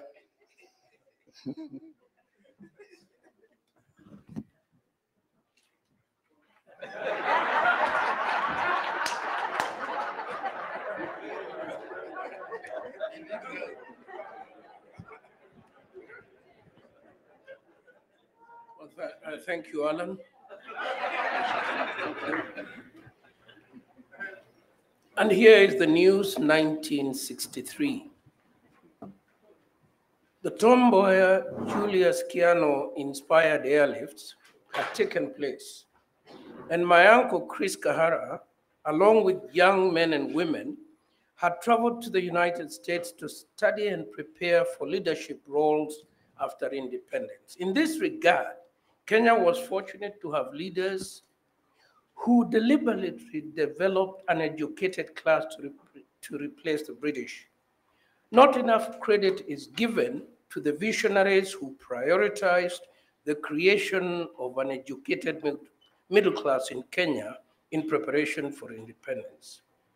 This life-changing airlift brought Tom Mboya into contact with famous figures such as singer and activist Halle Belafonte and Sidney Poitier. I hope that's the first Black actor to win an Academy Award. Who is coming for dinner? I was remembering a movie, Frank, you've forgotten it. During this time, Mboya met and befriended Martin Luther King Jr., who welcomed him to Atlanta in May 1959. The following year, in July 1960, Mboya met John F. Kennedy, then campaigning to be president of the United States. For some reason, my young mind was acutely aware of the importance of Martin Luther King Jr. and Kennedy, a duo I greatly admired. I have no recollection of January 1961 when Kennedy was inaugurated as the 35th President of the United States. But I do recall the Cuban Missile Crisis, which, like I recall the Soviet spy affair in Britain, which was a confrontation between the good Americans and the bad Soviets, as we understood it. When the March on Washington took place in August 1963, it was Martin Luther King's Jr. I Have a Dream speech that made the biggest headlines in Kenya. A man known to our very own Tom Mboya had shaken the powerful USA with his words. Though I did not fully grasp their meaning, I knew something of great significance had been said by a black man. We were proud, even if uncertain about what would happen next. Decades later, Barack Obama, whose father, Barack Obama Sr., had been part of this famous airlift, would achieve the dream by becoming the 44th president of the United States. The March on Washington signified that liberation was truly possible, or was it? The Black Lives Matter movement, controversial though it may be, casts a long shadow over how much progress the United States has made since this famous speech. Back home, political tensions were at an all-time high. A general election was due in May 1963, and the winning party would lead the country to full independence in December of that year. The stakes could not have been higher. The campaign was mostly peaceful, but excitement gripped the nation. KANU and KADU did their best to sell their independence agenda. KANU, mostly supported by the Kalenjin and coastal communities, feared domination by the Luo-Kikuyu alliance that was in KANU. Despite tacit British support, KANU lost the election by a wide margin. Years later, after lunch at Muthaiga Country Club, no less, Professor Githu Muigai, that guy, and I ran into Mwai Kibaki's bodyguards, who invited us to say hello to the president, ex-president. We both knew the retired president well, and our conversation was easy and pleasant. He carried himself like an older brother and a young father to me, bound by mutual respect. Just before we left, Githu asked about a famous 1963 photograph in which he, the president, and Tom Mboya shared a bear hug as Jomo Kenyatta looked on in a celebratory mood. That must be the most iconic photograph in the history of Kenya.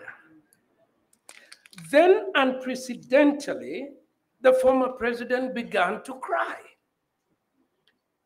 Not just a few tears, but uncontrollable sobbings. We were shaken. After composing himself, he recounted the moment, reliving the day the BBC announced KANU's landslide victory. Though they had expected to win, the scale of the triumph overwhelmed them with joy. But why was he crying now? Was it in the contrast between the high expectations for an independent Kenya and the reality of the nation today? He did not say. Hey, Gedhu, you are not finished. Marimo. Gedhu, my lawyer, you have not finished. Umri. Thank you, Frank. You've given me an opportunity to demonstrate like President Moy used to by running up the stairs of the aeroplane that he was not an old man. It now is my very great pleasure to invite a very dear friend and a friend of Dr. Frank Njenga's, and a man in another context who answers to me or was answering to me every Wednesday afternoon until a few months ago, and who used to address me as Captain. The Honorable Mutahi Kagwe. A visitor to our book club. A regular visitor. And a regular visitor to say something.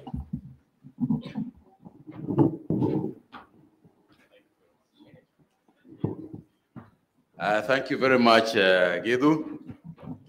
Frank, hi. Hi. I can see from the way you are glancing at her that you still admire the girl that you met that day outside the bus, almost fell off the bus. And I can see from the way she's looking at you, she still wonders what the hell you are doing jumping off the bus. But anyway, here we are. You know, when Frank told me that he was writing a book, or rather, he didn't actually tell us, if you remember. We just learned as we played golf, he mentioned something about the book that he was writing. And we looked at each other, almost not believing that this book is ever going to be written. But surprisingly, here we are. He has actually finished writing the book. And what a book. You know, it is written so well, with so many issues to think about. And those of us who are in the book club, well, I'm not in the book club per se. Yet. Because apparently, and Baruch is here, and Alison is here, and Joanne, of course, you have to have some element of intellectual prowess. You notice that at the introduction, Lumumba was very clear about that particular issue. And as he continued mentioning the members of the club, I was waiting for him to mention me. Sadly, there is a certain area I don't measure up, and and you'll excuse me because there is nothing I can do about that. And the only reason why perhaps they didn't count me in it is because, as opposed to a city boy, I am a country boy. And when I read the book called The City Boy, it sparked my entire interest.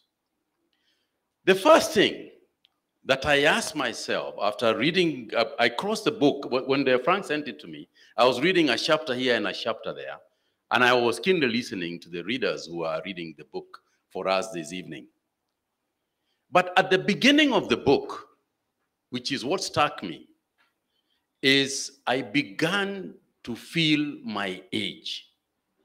And the reason why I began to feel my age is because I began to miss a grandchild.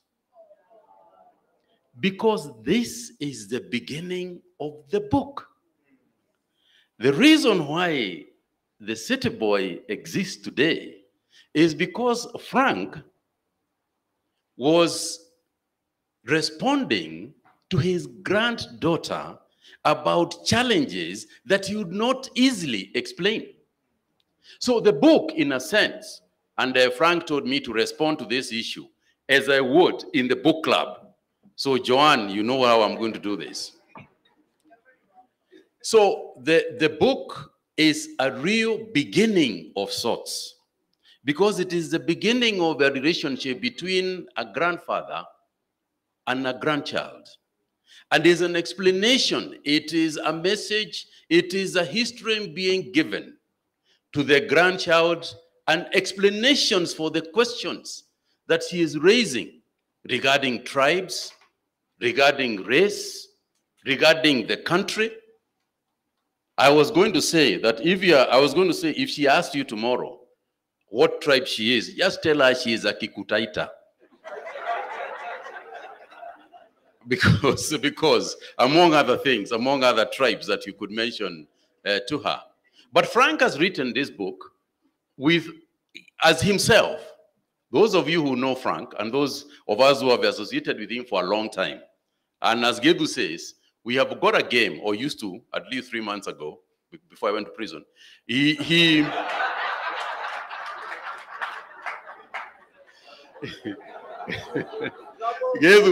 Gedu and I and Frank have got a Wednesday game of golf. And we talk a lot of things in that on that Wednesday, in those Wednesday games. And Frank has got a couple of characteristics that are represented in this book. One of them is his sense of humor. It runs across the book. Anything that is very serious, Frank can always explain with a sense of humor. You know, he is a psychiatrist.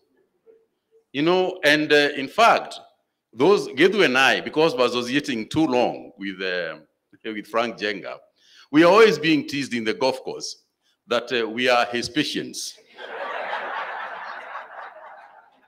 Something we vehemently deny on every Wednesday and every subsequent day thereafter.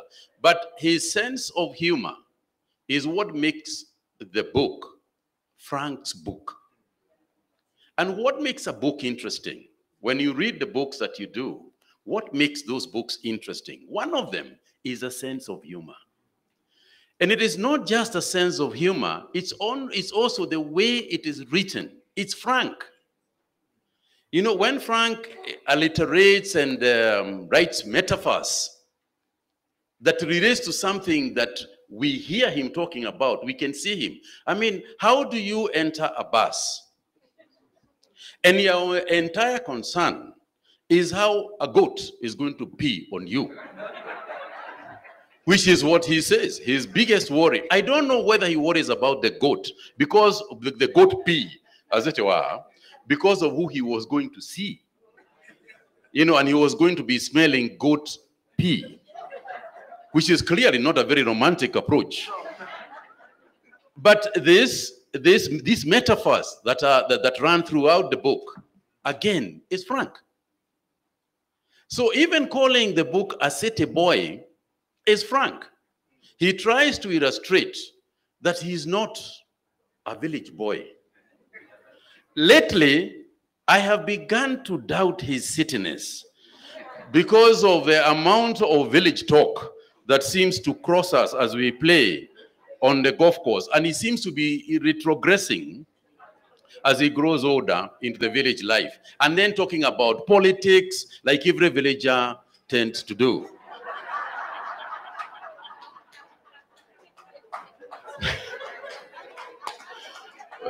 So Frank, for me, and I think speaking on behalf of everybody who is here, and given that I've only got, he only gave me 5 minutes to do so, I just think that we should congratulate you for a wonderfully written book, having some very serious issues that you have tackled seriously but lightly, in a manner that does not take us to tears.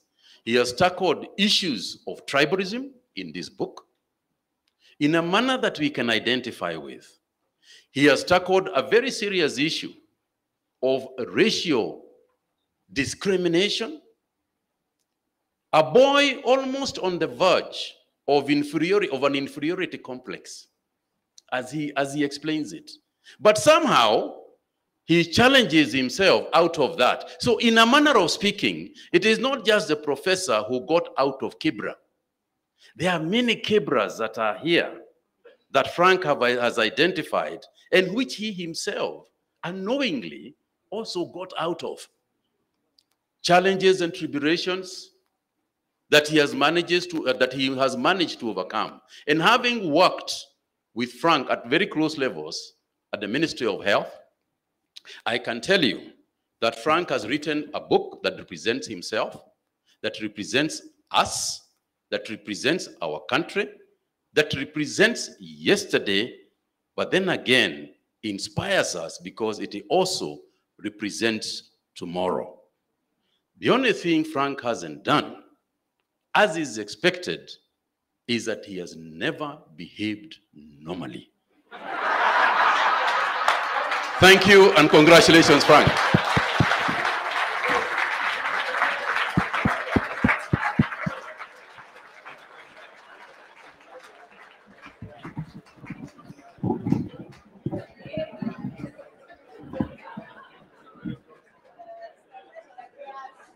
The last comment is deleted.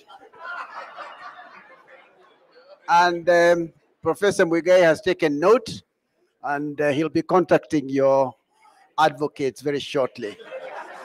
Sharon, back to you.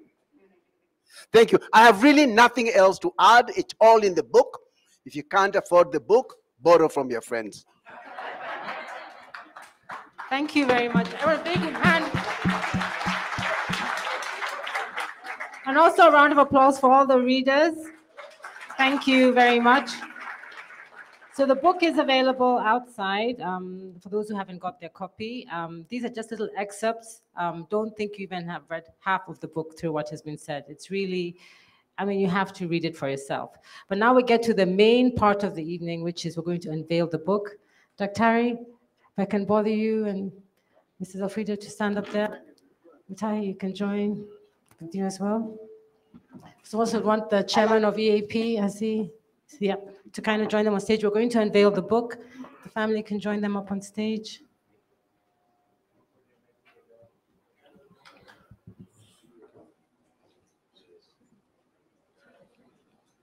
Yeah.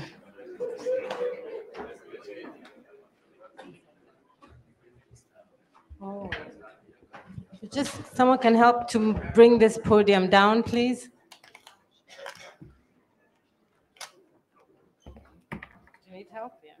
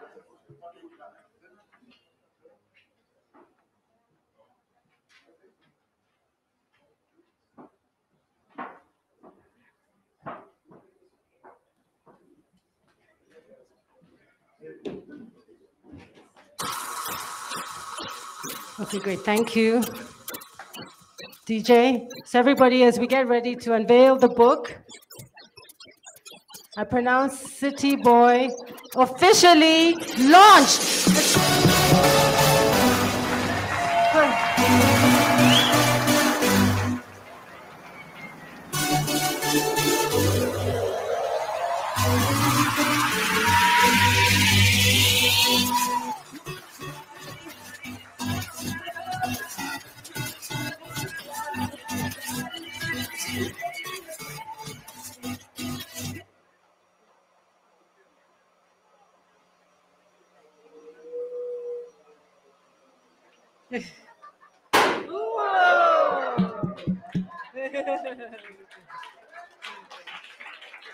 Thank you.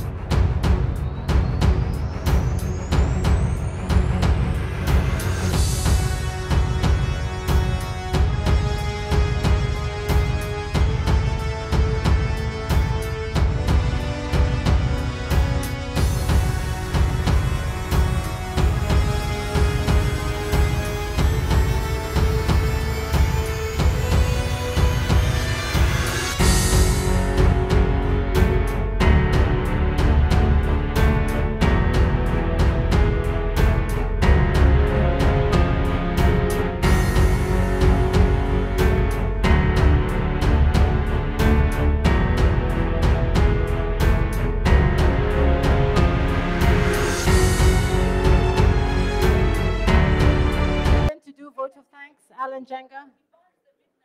Okay. Oh, sorry, there's Alan. Thank you. Good evening, everyone. As mentioned, I'm Alan Njenga. For the last time this evening, allow me to be the voice of the author, as I hope I can do justice as everyone else has done before me. My granddaughter Wanjala must accept the credit for crystallizing my thoughts regarding the importance of writing the chronicles of my life on paper. This has been through her many requests for me to explain life as her grandmother and I have lived in our younger days.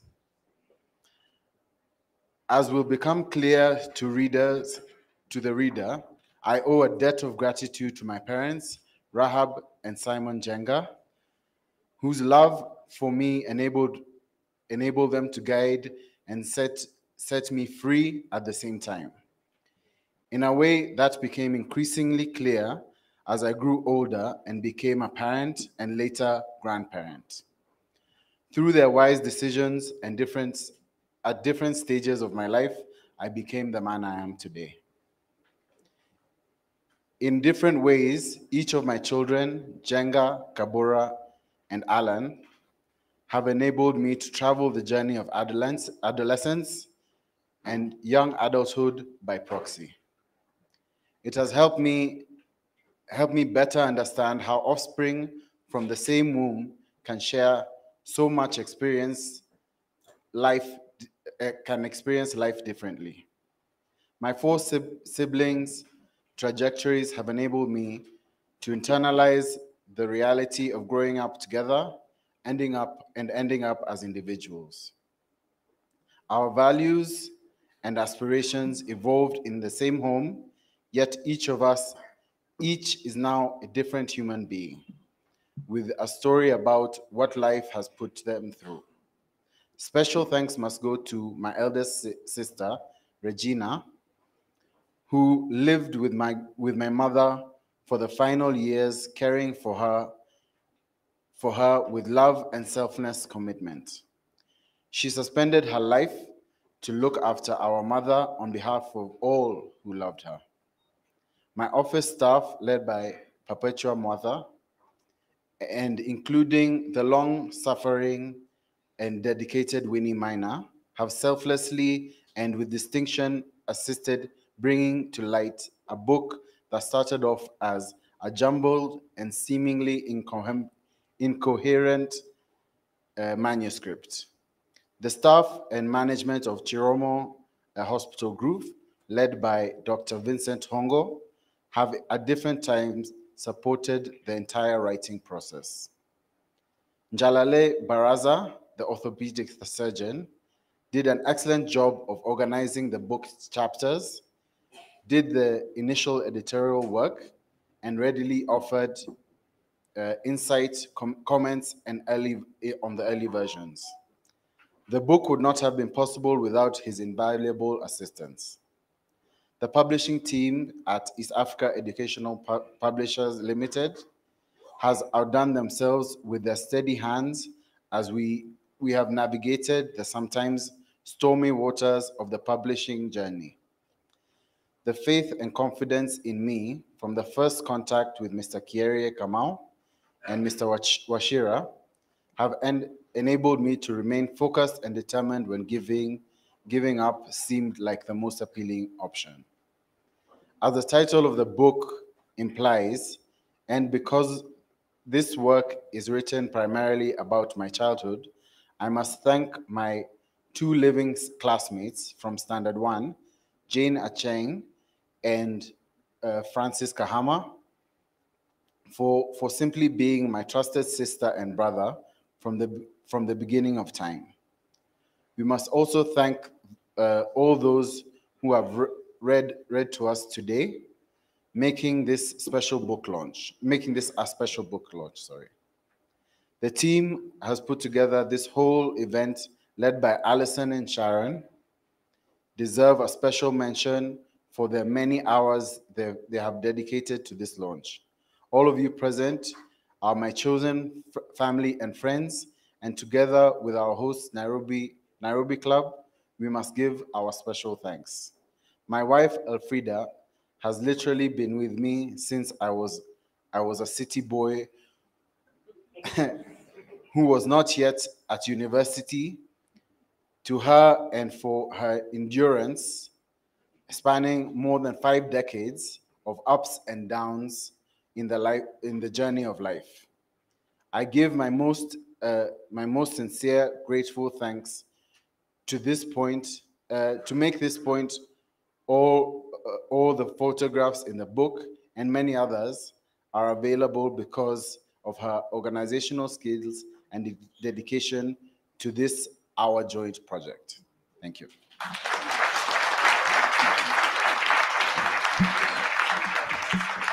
Thank you very much. So as we come to the end, like I said, there's still books available for sale out there. Dr. if you'd be so kind, he's still available to sign a few if you don't have a signed copy. We still have refreshments, so don't be in a rush to leave. There's still tea, coffee, and snacks. Alison will close with a word of grace. And now may the grace of our Lord Jesus Christ and the love of God and the fellowship of the Holy Spirit be with us now and forevermore. Amen. Thank you so much for coming.